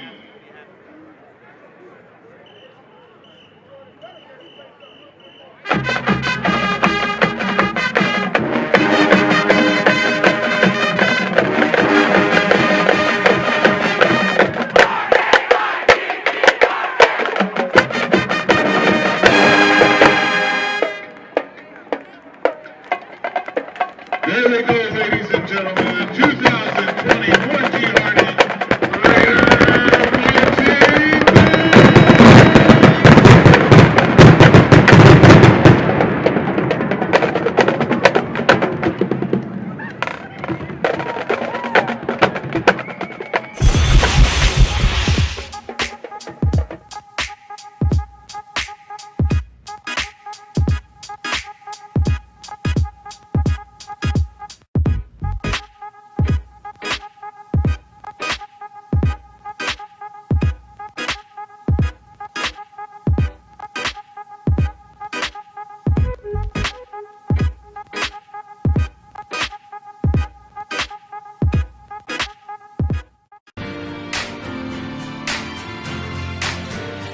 Wear your mask so I can show you some fireworks. So we can wear our hats. So we can put on a show. So I can wear my helmet. Go Raiders. Mask off.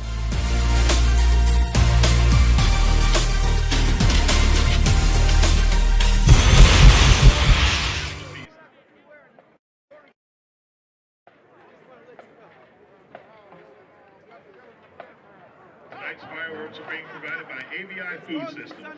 Varsity Schools thanks AVI for their support of our district.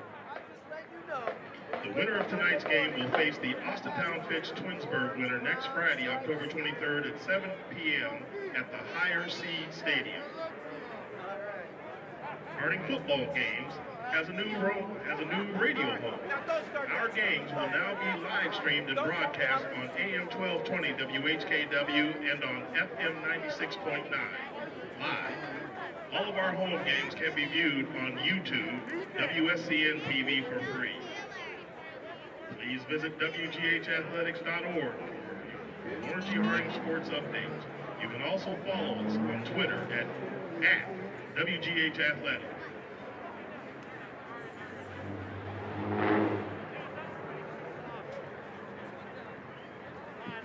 The Warren City Schools would like to acknowledge the following sponsors of Harding football: Coca-Cola, Favela, Medical Mutual, 717, Trumbull Metropolitan Housing Authority, Saratoga Restaurant, Learning Express, Eastern Gateway Community College, Eastwood Mall Complex, Northeast Ohio Orthopedics, Nikki Hufford Photography, Little Wing Cafe, St. Joseph Healthcare, Cockeye Barbecue, Mercy Health, Basilio's Restaurant, Trumbull Regional Medical, Diane Sauer Chevrolet, Valley Counseling, the Trumbull County Mental Health and Recovery Board, Kent State, Inspiring Minds, Toyota Volvo Jaguar of Warren, and Rental Corral.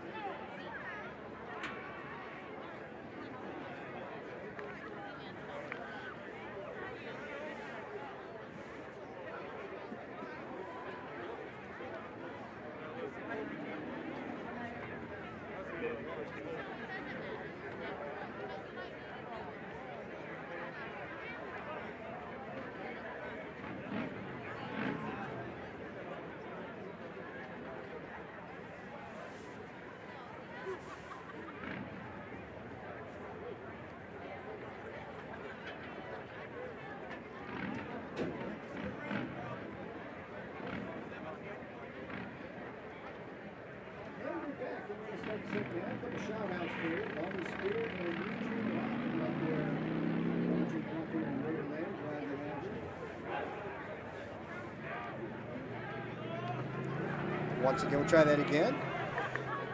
Shout out to Bonnie Spear and Eugene Mock out there in Raider Nation watching the game tonight. Shout out to our 7th and 8th grade football Raiders. That's the very near future of this Raider team. They finished up a successful season this week. And we get ready to start the second half. Raiders will receive the ball, and they are on top 28-6. And we saw a little bit of everything in the half, Eddie. We saw the long run with Powell. We saw the long throw. We saw the quarterback keeper. We saw the fake punt going for a touchdown. Saw a little bit of it all out there for that first half. Yeah, really for the Raiders, you couldn't have drawn this up any better. You know, first drive, Maple Heights came out with the ball, 3 and out. Harding was able to take the ball, drive it right down the field for the first 7 points. Defense, multiple 3 and outs back to back.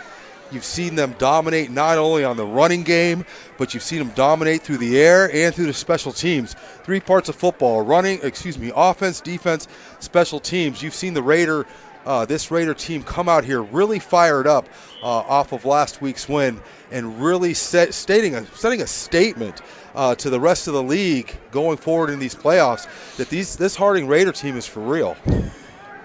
And with the Austintown Fitch and Twinsburg playoff game, Fitch heavily expected to win that one. It looks like Harding could be on track for a long-awaited rematch with that Fitch Falcon team. Fitch still undefeated, and they were taken to the limit by Harding the last time around. And I know these Raiders want another crack at that Fitch team. Oh, absolutely. And, it was a loss for the Raiders, came down to the wire there. But I would say, we watch all these games. We don't watch them. We analyze these games. And, you saw some adjustments made by the coaching staff going into that Fitch game. Brought in 2 new running backs that hadn't seen any or much playing time prior to that. That was the first game in which they were able to really establish that running game that complements the passing game with Elijah Taylor, Dom Foster, Burgess in them. And you've really seen just a different team, an offense that was able to really complement the dominant defense that you've seen all year here from the Raiders. We talk about those running backs, even though Bryson Powell has been the featured back tonight. You got Delmar McMillan.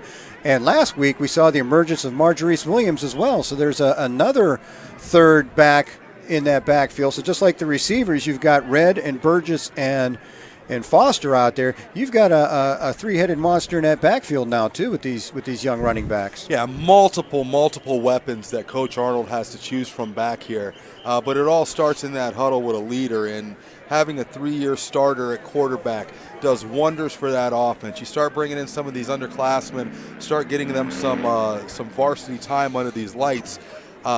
Great to have a 3-year starter and Elijah Taylor there to really keep the composure of this offense, from the linemen to the running backs to the wide receivers. We've had a shortened season and everything that's gone on this year, but I really do believe that this Harding Raider team has found its peak at the perfect time as we are getting into midway to the playoffs here. Yeah, you talk about Elijah Taylor as a leader, and I've said it before. Just a young man who he does it all right. He does it right in the classroom. He does it right as a person. He's a humble young man, and he's a young man who some of these young players, what an example that he sets for the rest of this Harding team to follow him down the field and make things happen. Yeah, absolutely, Tom. I make my way through the stands. My wife and kids are down there. I talk to them. Obviously, knowing people, you talk to them. Elijah Taylor's parents always sitting in the same seats right on the side. I stopped and talked to his mom and dad on the way up here. He carries an average of a 3.8 GPA, but for this 9 weeks, he actually has a 4.0. So just doing it on not only he's a true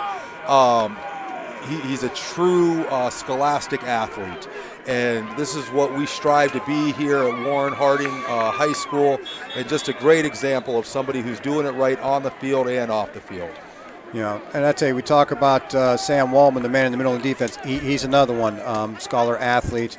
I have that young man in class again, very nice young man, a fantastic calculus student. So you've got athletics down there, and you've got guys that are smart, and that translates onto the ball field when you're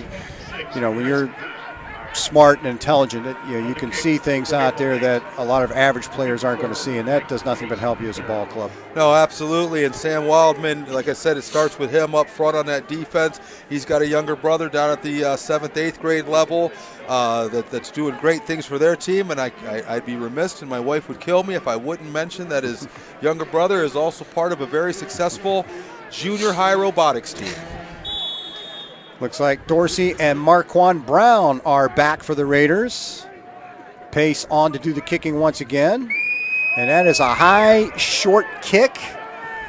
It's going to be fielded and fallen on at about the 21-yard line. Kurt Dorsey hauling that ball in. Probably a good play. I don't know which way that ball is going to bounce. It could have bounced out, could have bounced ahead.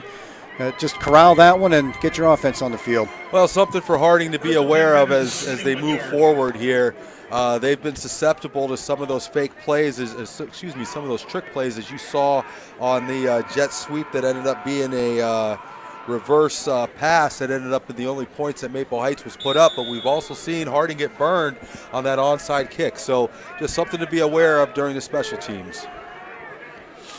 Harding, as they started the game, Damari Freeman splits out to the left. That's Burgess in motion. Bryson Powell deep in the backfield. Powell gets the call on first down. And Powell's going to be at the line of scrimmage and drop for a yard loss back to the 20-yard line. Second down and 11 coming up.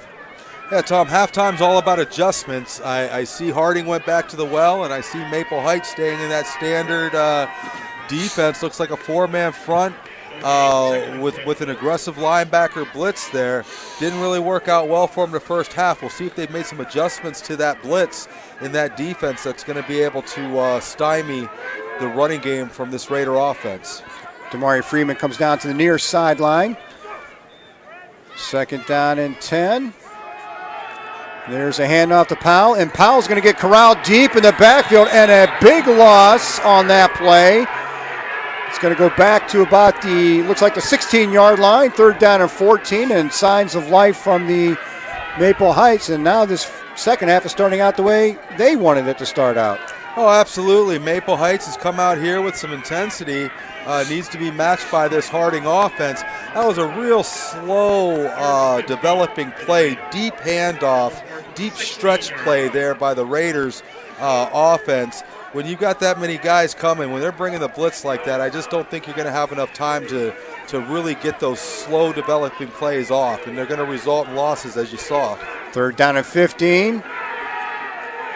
Taylor looking downfield. He's got a lot of time back there. He's directing some traffic, and that ball is going to be overthrown, bring up a 4th down and long, and Maple Heights is going to force a 3 and out by Harding, and not only that, deep in their own territory. So Maple Heights looks to get the ball back early in the 3rd quarter and with pretty good field position. Yeah, good coverage by the Maple Heights team there. You saw Taylor got himself into a scramble situation. Your receivers are taught to come back to the quarterback to help him. He was trying to send them deep because he knew it was 3rd and 15.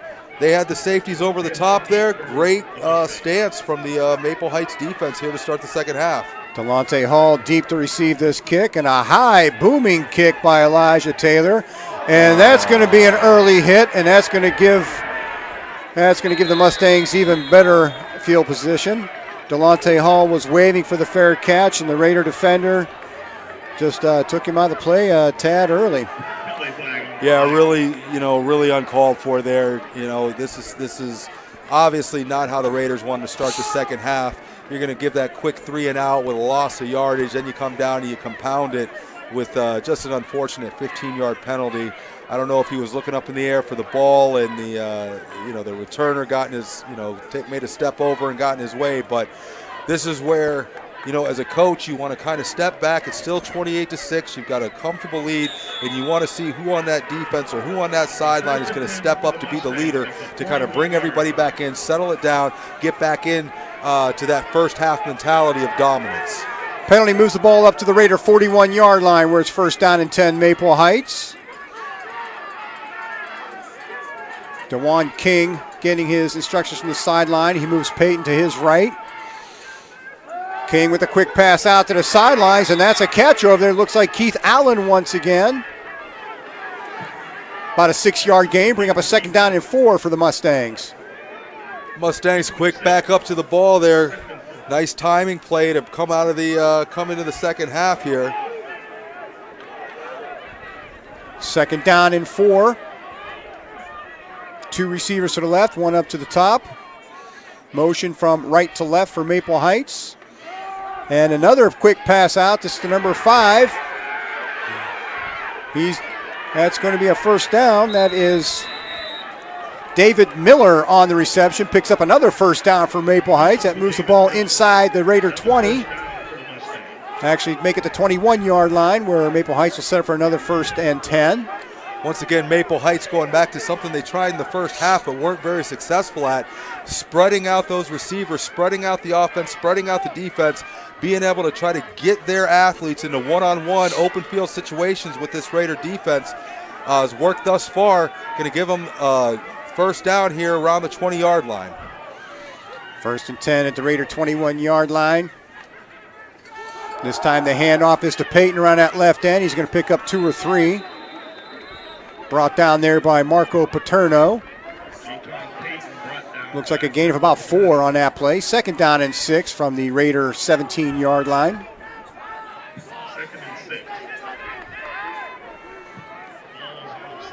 And so all of a sudden, Maple Heights threatening.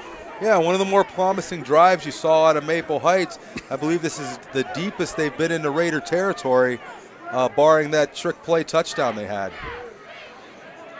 2nd down and 6, under 9 minutes to play in the 3rd quarter. And there's a low snap between King's legs. King is taken all the way back to about the 34-yard line off the bad snap. Brings up a 3rd down and very long.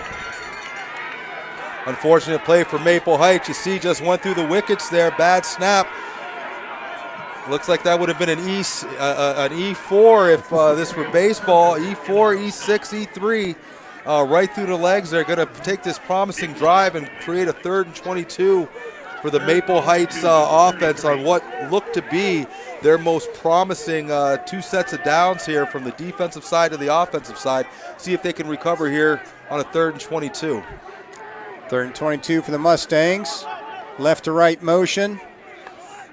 And another low snap, and that ball gets past King. King's got it covered all the way back at the 50-yard line.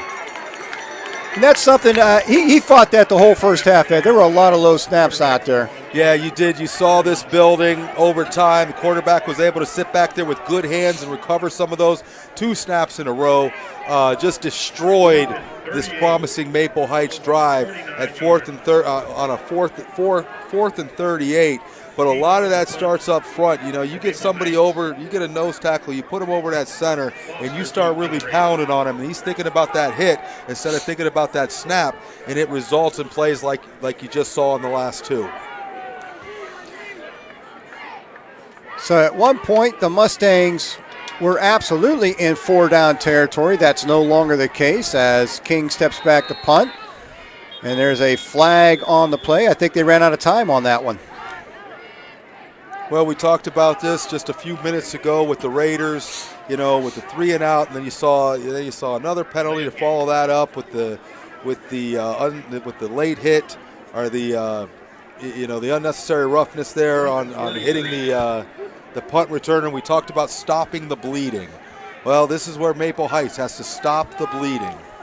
Delayed game penalty takes the ball back to the 46-yard line. Dom Foster sets up on his own 20 to receive this punt.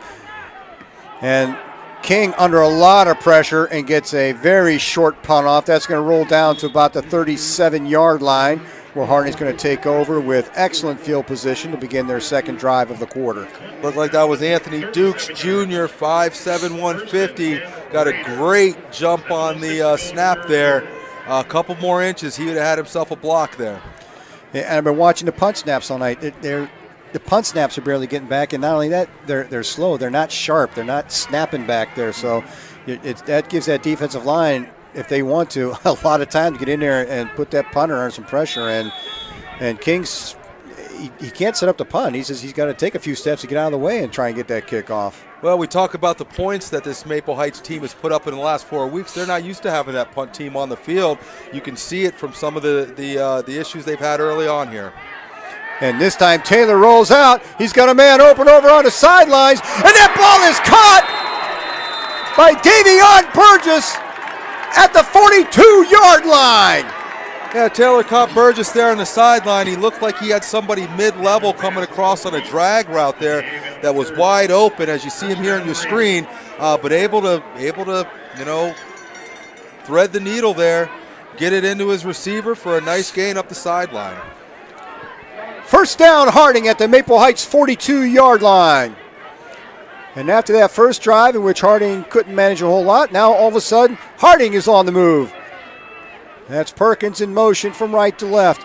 The handoff is to Powell. Powell gets tripped up a little bit, manages to get back to the line of scrimmage, picks up about 2 on the play.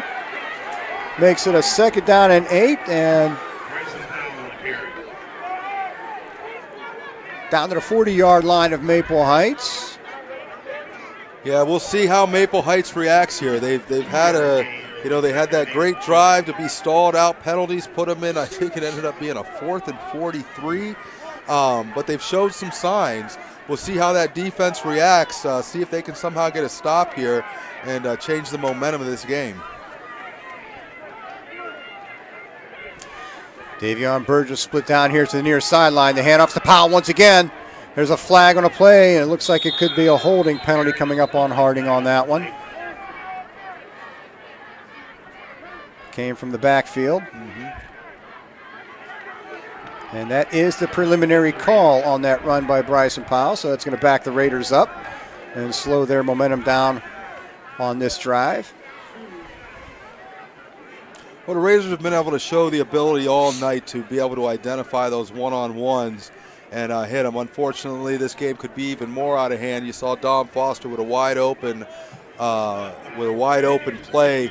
Unfortunately, sometimes those are the hardest catches to make, but showing the ability to be able to identify those receivers with the one-on-one. The corners haven't been able to stay with them in that situation. So playbook wide open here on the 2nd and 18. 2nd down and 18. Taylor drops back to pass. He's got people deep downfield. He's under some pressure. He gets rid of it. That ball is almost picked off. Yeah, ill-advised pass there. I think, they were in a scramble situation. Looked like that was number 6. That was Burgess out there trying to work his way open for his quarterback. Unfortunately, not on the same page there. It looked like Burgess zigged, and Taylor thought he was going to zag. Lucky to be able to get that ball back here for a 3rd and 18. Pass broken up by number 10, Davion Evans of the Maple Heights Mustangs. We have a 3rd down and 18 at the 50-yard line. And Harding is not quite the well-oiled machine that it was in the middle of the first half. Taylor back to pass. Got way downfield. And again, in and out of the defender's hands. That was number 2, Delonte Hall on the coverage down there. That's going to bring up a 4th down and 18, and the Raiders are going to be forced to punt once more. Maple Heights Mustangs defense came out, did what they needed to do after the stalled drives that those snaps produced. Maple Heights defense able to come out here and hold Harding to a punt here on 4th and 18. Should be able to get decent field position if the punt returner can catch it, not let it bounce back inside the 20. And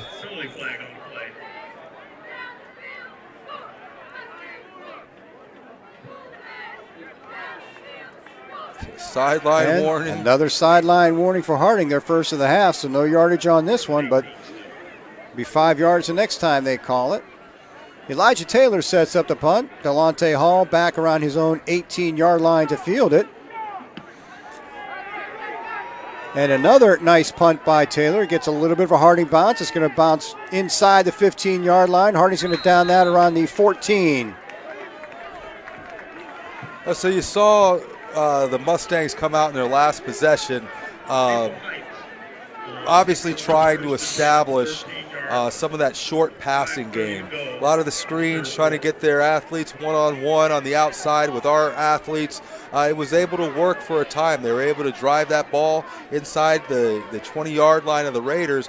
If it weren't for some of the unforced errors with the snaps, that could have easily ended up in 6, but we'll see how the Mustangs choose to respond to the stop on the defense here, finding themselves down 22 points here in the second half. Mustangs begin this drive, 1st down and 10 from their own 13-yard line. And there's the handoff. No, the fake handoff. Pass is complete over the middle for a Mustang 1st down out to the 25. That pass is complete to number 8, Bryshawn Haskin.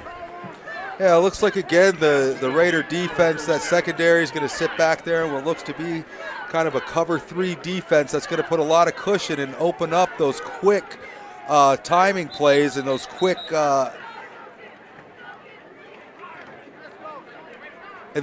screens that have been the most effective play that you've seen the Mustangs run all night. Mustangs 1st down and 10. Got the ball out to the 25-yard line. 3 receivers to the top of your screen for Maple Heights. This time the handoff is to Peyton. Gets around that right end. Peyton with some running room. Peyton with a 1st down all the way out to the 50-yard line almost. Nice run by Peyton for Maple Heights. Looks like they're going to spot him at the 50 where Maple Heights will pick up another 1st down. Yeah, Maple Heights ran to the right side there. Looks like they pulled either the guard or the tackle for an extra blocker. Be able to get that running back out there with some room.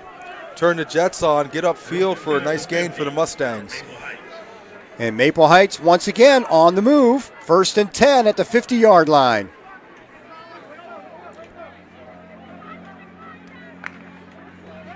And this time King steps back to pass, and another pass complete out at the sidelines. That's close to a 1st down. I believe that's Haskins once again over there, number 8. Yeah, if you look at the defense that that Harding's running, they're willing to give up that pass. They're willing to keep the ball in front of them. You've got your corners on the high side as well as the near side, probably 10 to 12 yards off the ball. They're willing to give up that quick screen play, feeling confident in their abilities to make those open field tackles. Thus far, it's opened up. Now you see some press coverage from the defense. 1st and 10 at the Raider 40. And there's another handoff to Peyton. Gets a few yards before he's dragged down. Looks like he's going to pick up 2 on that play. He's going to bring up a 2nd down and 8 down around the 38-yard line of Harding. Chester Adams coming up from his outside linebacker position to fill the hole exactly how he was coached. Read the run, see the handoff, come up, fill the hole. Have 10 helmets coming behind you to stop the play. That's going to be that's going to leave these Mustangs in a 2nd and 7 position. Make that a 3-yard gain for 2nd and 7. Maple Heights at the Harding 37-yard line. 2 receivers left, 2 receivers right. Running back Peyton moves over to the left side. Now he's back again to the right of DeJuan King. And the handoff goes to Peyton up the middle. Peyton gets some yards down to about the 35-yard line. Looks like a 3rd down and 5 coming up for the Mustangs. Yeah, you've seen the Mustangs, even with the fast backs, you assume them to try to run outside and get around the corner. But from the films they've watched, I assume they're looking at the fact that the defensive ends have done their jobs and stayed home, and so they're not looking to the outside, looking to pop something quick up the middle. 3rd and 5 at the Harding 35-yard line. And there's another handoff to Peyton up the middle, and he's dragged down for a gain of 1. That's going to make a 4th down and 4, and Maple Heights has a decision to make here. Excellent play there. Looks like that's number 8, Amari Perkins. Came up, filled that hole. Excellent tackle, one-on-one with that elusive running back in the middle there. And the Mustangs are setting up to go for it on 4th down and 4 with 3 minutes to play in the 3rd quarter at the 35-yard line. Watch the quick outs and the slants. A lot of room the cornerbacks are given. Pass over the middle, and that's caught for a 1st down inside the 30. Ball complete to Haskin once again. Yeah, if you look, you saw the kind of room that they were given in that zone. Linebacker couldn't get over there quick enough on the receiver. Easy pitch and catch for the quarterback and receiver to give the Mustangs a fresh set of downs. 1st and 10 Mustangs at the Raider 29-yard line. King looking to pass again over that sideline. This one's a little bit too tall for Haskin. Brings up a 2nd down and 10. Yeah, all night, the Mustangs with their pass plays, working those sidelines, trying to work the open parts of the field, trying to find the soft spots in those zones in order to be able to continuously press this ball forward into Raider territory. They got down here before inside the 20, and it was the fumble, it was the snaps that ended up destroying that drive. Let's see if they can keep the fundamentals of the game on this drive and punch it in for 6. 3 receivers to the left for Maple Heights. And King keeps it this time, gets it up to about the 26-yard line. It's going to bring up a 3rd down and 7.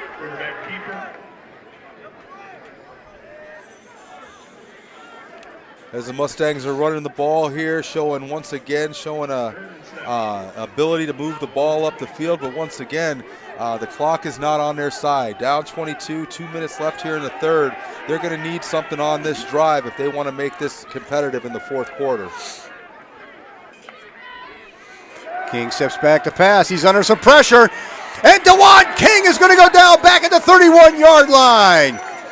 4th and 11 coming up for Maple Heights. Bend but don't break. You've seen it all year from this defense.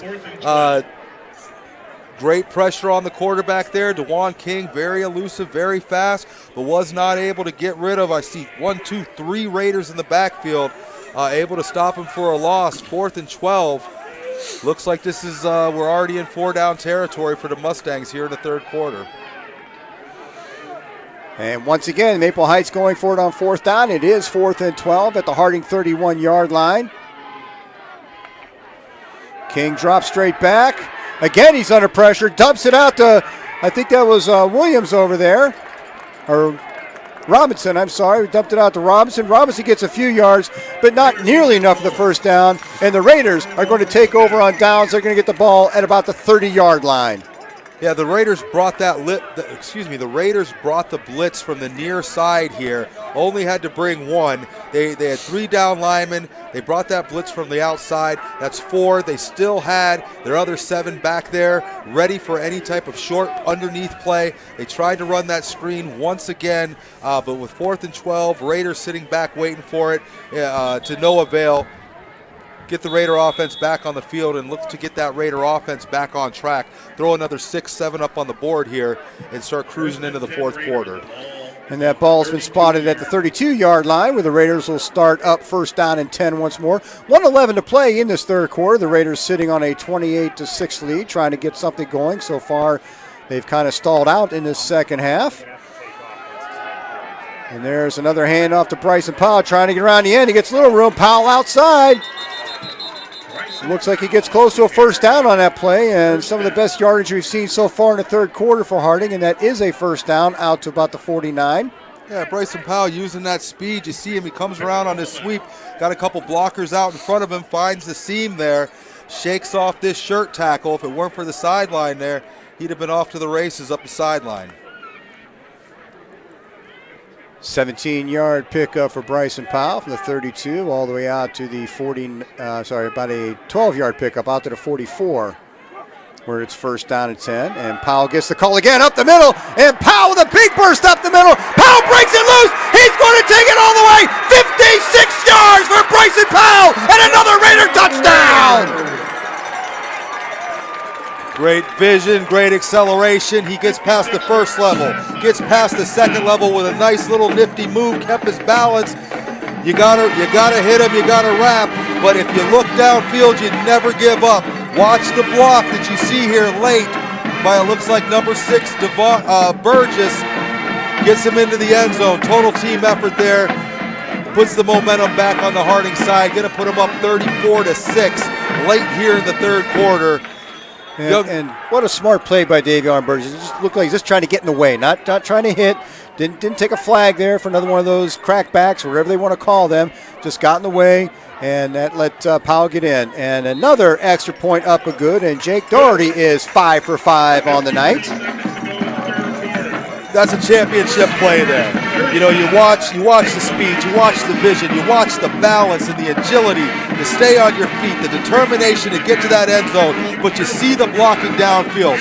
Wide receiver didn't give up on this play, made sure that his running back got in the end zone. This is the type of championship play that you expect at this point of the season as you further yourselves into the playoffs.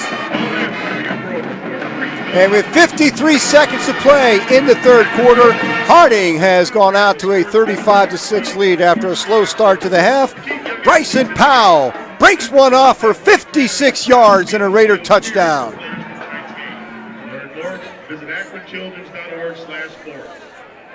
So as we come out here, Raiders defense has given up some yards, but they haven't broken. You're seeing it 35-6. Other than the that jet sweep that they turned into a pass, kind of reminiscent of my Cleveland Browns a couple weeks ago. You know, with that pass to OBJ. But other than that, this Raider defense has been tough all night. Look for them to carry it into the fourth quarter. And this kick is going to be fielded by Edward Robinson at the 15-yard line. Gets it out beyond the 30, out to about the 34, where Maple Heights will set up first down and 10. And now that the offense has found its stride, we'll see if the defense can pick up and shut this team down a little bit on this drive. Well, you know, you've seen the spark. You've seen you've seen a lot of the everything we've heard about this Maple Heights team coming in.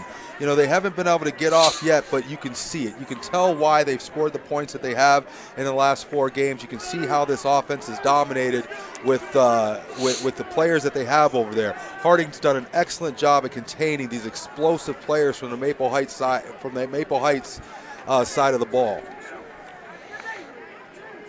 And there's the handoff up the middle to Payton. He gets it out to the 40-yard line. Looks to be about a 6-yard gain. Second down and 4 coming up for the Mustangs. Yeah, he was able to get Sam Waldman out of the way there. That was able to open up the hole. Safety had to come up and make the tackle.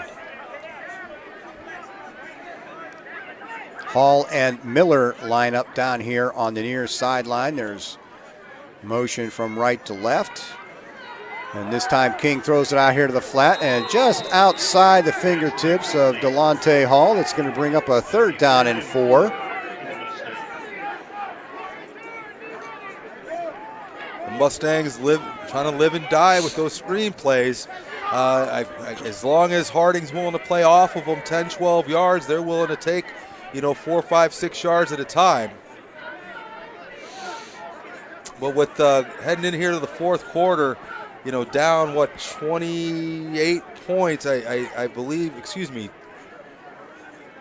Yeah, down 29. Oh, my eyes went blurry there. Down 29 points. I was seeing something different. I think you're going to have to start taking some shots down the field. And that ball is caught by Delonte Hall. King was forced out of the pocket, got the ball off, completed it to Delonte Hall on the Raiders side of the field, down to about the Raider 42-yard line. That brings up another Mustang first down. Yeah, Tom, just as we brought it up, the nickel and dimes that they're getting with the 4 and 5 yards with these outside screens just aren't going to cut it. They're going to have to start taking some shots downfield. And there's a drop snap, and he kneeled to pick that up, and that's going to cause him to be down back at the 47-yard line. So loss of about 5 on that play to bring up a second down and 15. And that is the end of the fourth quarter with your Harding Raiders on top of Maple Heights 35-6. Yeah, we talk about penalties destroying drives. Some of these miscues with the center quarterback exchange have just been devastating for this Maple Heights team. You saw some sustained offense once again on this drive. We talked about the idea that they had to start stretching the ball downfield. On cue, they were able to complete a pass 10, 15 yards downfield. Next play comes, bad snap. Quarterback feels it with a knee on the ground. They're going to come back out here, find themselves in a deficit. Very reminiscent of the game a couple weeks ago with Bishop Sycamore. Again, they just couldn't seem to get the ball back to the quarterback, and anytime they had any momentum going, there was a low snap, something that bounced. If the quarterback was able to field it, it just disrupted the timing of the play, and nothing was happening at that point. And a lot of that, and I haven't studied the Maple Heights team to see where these kids are, but a lot of that comes with just time under these lights, not being nervous about the situation. Harding, we've talked about all the 3-year starters they have on their side that allow them to be able to stop the bleeding. Haven't been able to see that on the Maple Heights side. Second down and 15. That's Delonte Hall in motion. And there's a screen out to Delonte Hall trying to get outside there. And nice coverage out there as Delonte Hall is brought down at the 45-yard line for a minimal gain on that play. Yeah, they don't want to get away from what they've obviously feel is going to ultimately work for them. Try to work, underneath with these screen passes, but Harding's shown the ability to have their defense in the right position, have the athletes and the speed out there to be able to cut short any of these plays that could potentially go for large gains. Pass was complete, but only a pickup of 2 yards. It brings up a third down and 13 at the Raider 45-yard line. And another low snap that's botched, and King's got to cover another one, and that's going to bring up about a fourth down and 16. I'll tell you, I can't put that one or the last one on the center. I mean, they are low snaps, but the quarterback's got to be able to field those. He's got to be able to field those. Those can't go as losses. They are in the air. They are a little low. They're not as high as you'd like them to be, but the quarterback's got to be able to bail his center and the offense out and be able to control that ball without taking those 5-6 yard losses. Bring it up a 4th and 16 here. Just on the other side of the 50-yard line. And at this point, Maple Heights has little chance but to try to go for this and keep the ball if they want any chance at all staying in this ball game. And King drops back, tucks it in, and he's going to go down back at the 50-yard line. Raiders take over. Looks like that might have been a designed quarterback draw. I've been waiting to see that. We saw a little tease of that in the first half where he was caught up early, but once again, the speed of the Raider defensive line and linebackers able to take down the fast quarterback, DeJuan King, before he's able to get it into second or third gear and get north and south to get some major yards for the Mustangs. That's going to be a turnover on downs here near the 50-yard line, going to put the Raiders in great field position.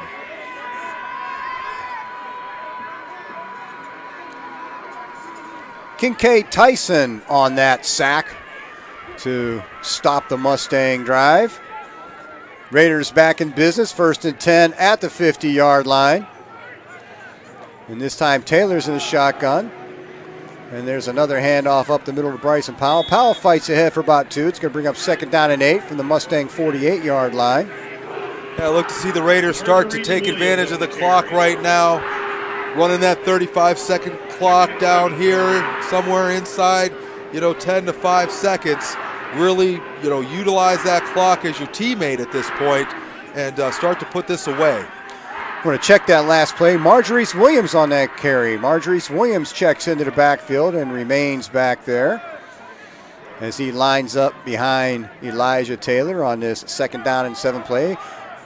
And Williams again gets the call, and there's a flag from the backfield once again, and again the area from which holding usually comes.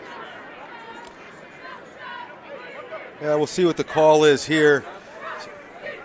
Offense, defense, you start getting here into the 4th quarter. Guys starting getting a little tired. Footwork isn't what it used to be in the 1st quarter. You end up reaching. You start reaching. Referees start throwing flags, 10-yard penalties. Holding call moves the ball back to the Raider 42-yard line. That should bring up a 2nd down and 18. Taylor comes in with this 2nd down and 18 play. Clock under 10 minutes, coming up on 9:40 with a Harding Raider 35-6 lead. Marjorie Williams remains in that tailback position behind Elijah Taylor. And Taylor rolls out. Pass over the middle. That looks like Quincy Brown out there. Gets a few yards back to the 49-yard line. Quincy Brown on the reception. There's a penalty flag on the play. And another flag on the play in that Raider backfield. Yeah, I like to see how the Raiders are spreading it out there. Quincy Brown, senior, listed 6'1", and that's going to be a roughing the passer call on Maple Heights. Hey, we'll take it. We'll take it. I was going to bring up that 2nd and 18. He was able to bring it down to about a 3rd and 9, but with the roughing the passer penalty, that's going to put them deeper into this Maple Heights, into the Maple Heights side of the 50-yard line. Just a free play there for Harding. But really like to see how Elijah Taylor spreads the ball out. Once again, Quincy Brown, like I said, he reads through his progressions. He's going to throw to the open man, and once again, he was able to find the open man, Quincy Brown, there for a nice gain. Penalty causes the 1st down.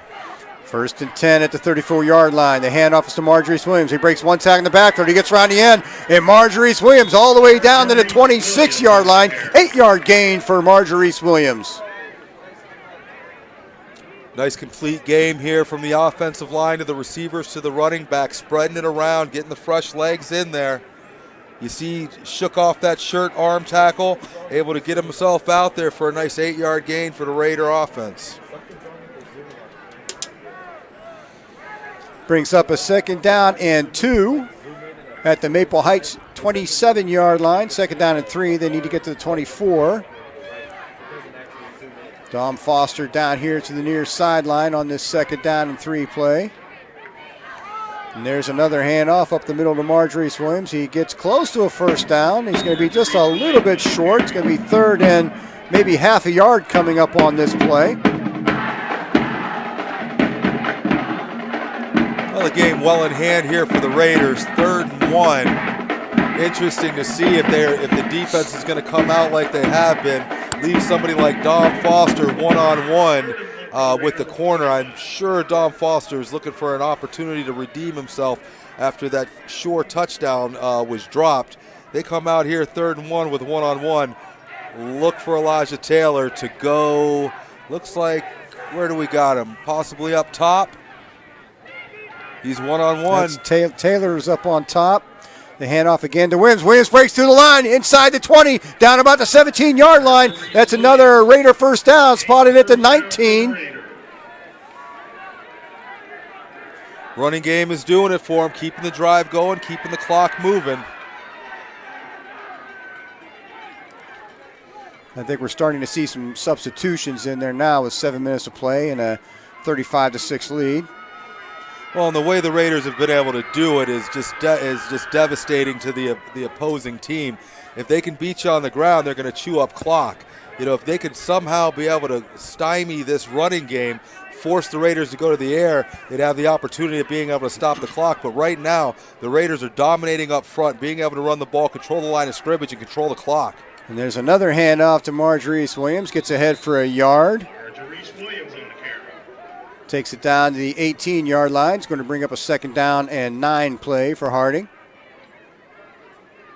Well, they're starting to get close to what would be Mr. Doherty's territory. Not a bad idea. They get maybe another 5-7 yards. You know, if they're content with running the ball right now and just really running that clock out.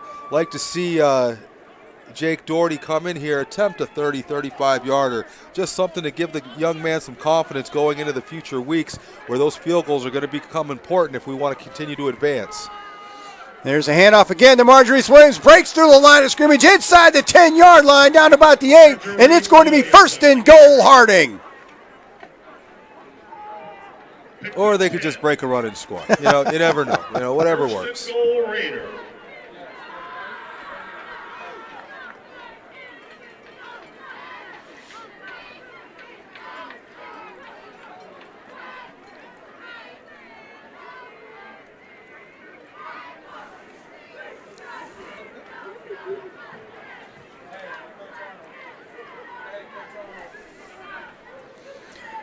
First and 10 at the 8-yard line. 1st and goal at the 8-yard line.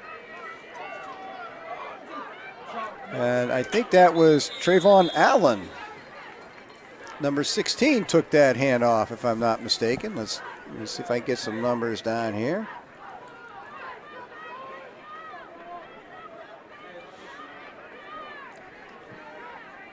Yeah, one of the things that, you know, I can really compliment this coaching staff on is, you know, for as long as we've watched them, they're always grooming for the next man up and for the next year, and being very cognizant of getting some of these younger players in just to get them ready for when it's their turn to shine here at Mollenkopf Stadium. Marjorie Williams sets up to the right of quarterback Elijah Taylor. 2nd down and goal from the 8. And Williams gets the call once again, and he powers his way ahead up to almost the 5-yard line. I guess they're going to mark it about the 6, where it's going to be 3rd down and goal for Harding. At this point, 4 minutes left. Want to see a lot of these younger running backs come in, give them their shot. Don't want to see any of the 3 juniors that are getting the lion's shares of the carry. No reason to see them get hurt at this point. No real reason to have Elijah Taylor drop back, risk any type of injury on a sack. I would just keep on pounding the ball here with some of these younger running backs. Possibly knock it in. If not, wind that clock down. Get Jake Doherty on for 3. Start getting some of the sophomores. I know we have some freshmen dressing tonight as well. Get them some experience here at the stadium for what seems to be the last game of 2020 here at Mollenkopf. And the handoff once again to Marjorie Williams. Looks like he's going to lose a yard back to about the 7 or 8-yard line, where it's going to be 4th and goal.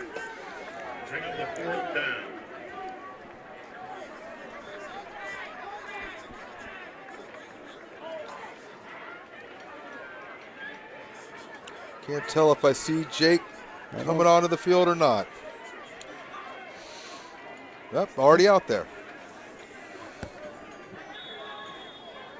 That's actually Luke Clayholz on to try what appears to be about a 29-yard field goal. And that kick is up and just makes it over the crossbar. Luke Clayholz, good from 29 yards, and with 3:09 to play in the game, Harding has taken a 38-6 lead over the Maple Heights Mustangs. We saw Luke come in last week, get him a little bit of experience as well. We talk about the importance of the 3 stages of football, special teams being 1/3 of the equal parts of football, so no different than getting some of your running backs and your wide receivers and your position players some time here. Also important to get the kickers in there. You never know what's going to happen. You got to be ready to get that next man up. Great job of getting these young guys in here, getting them some time to really just build upon this Harding football program. And Luke Clayholz will stay on to do the kicking.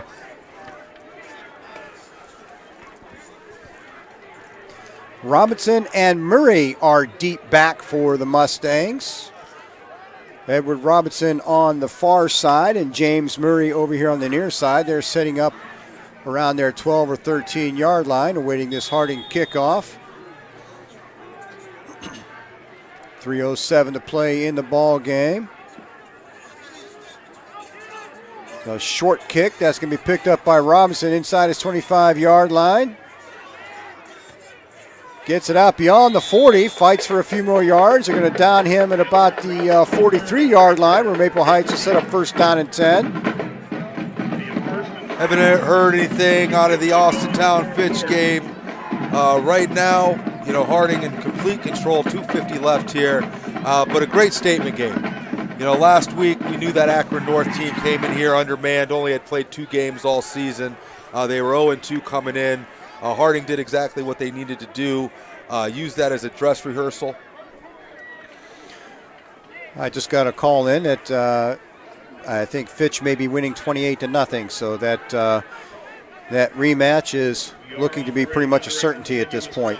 Well, and Harding couldn't ask for anything better coming out of this game. I mean, dominant on offense, dominant on defense, ready to go and avenge that loss that they took to Austintown just a few weeks ago. Hand off to Peyton around the corner. Gets about 9 on the play. Takes it down to about the 50-yard line. 2nd down and 1 for the Mustangs coming up. 2:20 to play in the ball game. The clock is running. Harding with a 38-6 lead and just trying to run out the time, and looks like it's going to be on to a rematch with the Fitch Falcons next week, something that I know a lot of these players have been waiting for a few weeks. Well, and people are going to take note of this game. I mean, this Maple Heights team came in here highly touted, the points they'd scored, the teams that they had beat, and for Harding to really put just a stop to that type of explosive offense, only giving up those 6 points that we're seeing on a trick play. I mean, just an overall dominating performance by a defense that has really been stellar all year. And you saw the explosion out of the offense as well for 38 points, able to do it through the air and on the ground and on special teams. Once again, Harding finds itself peaking at the exact time that they needed to here at the playoffs as we enter these later rounds. And a little mix-up in the backfield. King was trying that option play with Peyton, and they kind of tripped each other up. So on that first down play, that results in about a 4-yard loss back to the 49-yard line. 2nd down and 14 for the Mustangs upcoming. As the band begins to celebrate with the chant that is nice to hear with "I believe that we have won." Under a minute to play as Maple Heights tries to run their final couple of plays here, maybe try to get something on the board just for a little bit of pride. That pass is complete. That's Miller over there on the far sideline, fights inside the Raider 40. That'll bring up a 3rd down and just a couple yards. Yeah, I like to see the fight out of them. You want to end strong. The game's over. But you don't like to see a quit in anybody, and you see plays like that down here, 29 points, less than a minute to go, but still fighting for every yard there. Shows a lot of pride and just a lot of encouragement for the coaching staff on the Maple Heights side moving forward into next year. 3rd down and 3, and this is more than likely going to be the last play. That ball gets out of bounds with about 2 seconds. I guess they let that run out, even though the pass is out of bounds. 38. And that's your final score from Mollenkopf Stadium as the fireworks go off once again. 38-6. And it's on to Austintown for a rematch with the Fitch Falcons. I have every reason to believe they'll hold on to that 28-0 lead over Twinsburg. Your Harding Raiders move to 5-3 on the year. The Mustangs playoff run will come to a halt, and they are currently 5-3. Perhaps they'll schedule another game. They have the option of scheduling another couple games to get to finish a 10-game season. So it remains to be seen if they'll do that. But Harding certainly gets a week 9, and by all looks of it, that week 9 is going to be a return trip to Falcon Stadium in Austintown. Yeah, Tom, you couldn't ask for anything better if you're the Raiders. Regardless of how far they go, I think they want to go back through Austintown. They got something to prove there. The Austintown-Fitch game, unfortunately, they came up with the L, but I believe that was the turning point for this team. You know, that is when they established their running game that we were waiting for all year to open up the passing game with Dom Foster and Burgess and Red and obviously off the arm of Elijah Taylor. Even though that game did end up in a loss for the Harding Raiders, there's no question that was the turning point of the season where you saw the offense catch up to the exploits of the defense. You're seeing a complete team out there right now in all three phases of the game. I'm looking forward to a great matchup next week against the Fitch Falcons and our own Harding Raiders. And with the win, I'm sad to say that kind of closes out our WSCN home season. We do the home games. Odds are we won't be doing any away games. Again, just major shout out to Fred Whitaker, Frank Bozak, and their crew. Eddie and I get to come in here and call these games, but you know we're just the icing on the cake. That's all we are. These students, they're the backbone of everything, and I've put it out there on social media. I truly believe that those of you that watch us, you're seeing just about the finest high school football broadcast that you're going to see put together by students. And with everything, the replays, the drone views that we have, you see that right now on your screen. What a beautiful view looking down at Mollenkopf Stadium from that drone.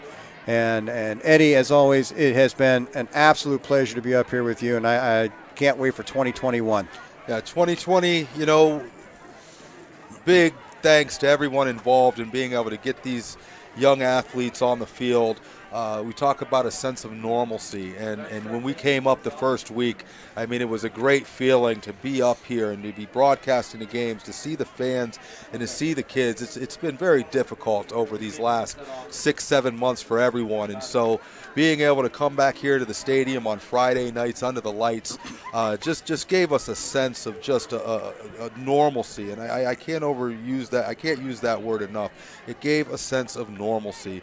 It gave us a sense of pride, something to cheer and something to take our mind off of the daily woes that we've experienced, since mid-March. And, you said it, and I will echo it.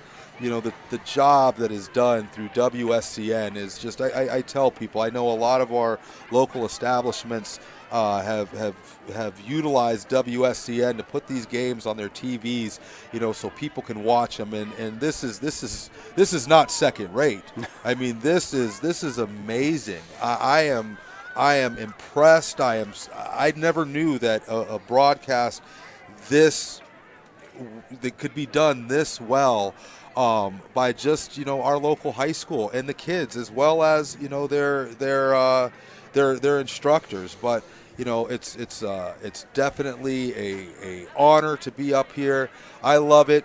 We're too old to put the pads on. We get a little excited up here, but this is the next best thing. And so a big thank you to everybody, and we just wish the Raiders good luck next week and as we move further into the playoffs.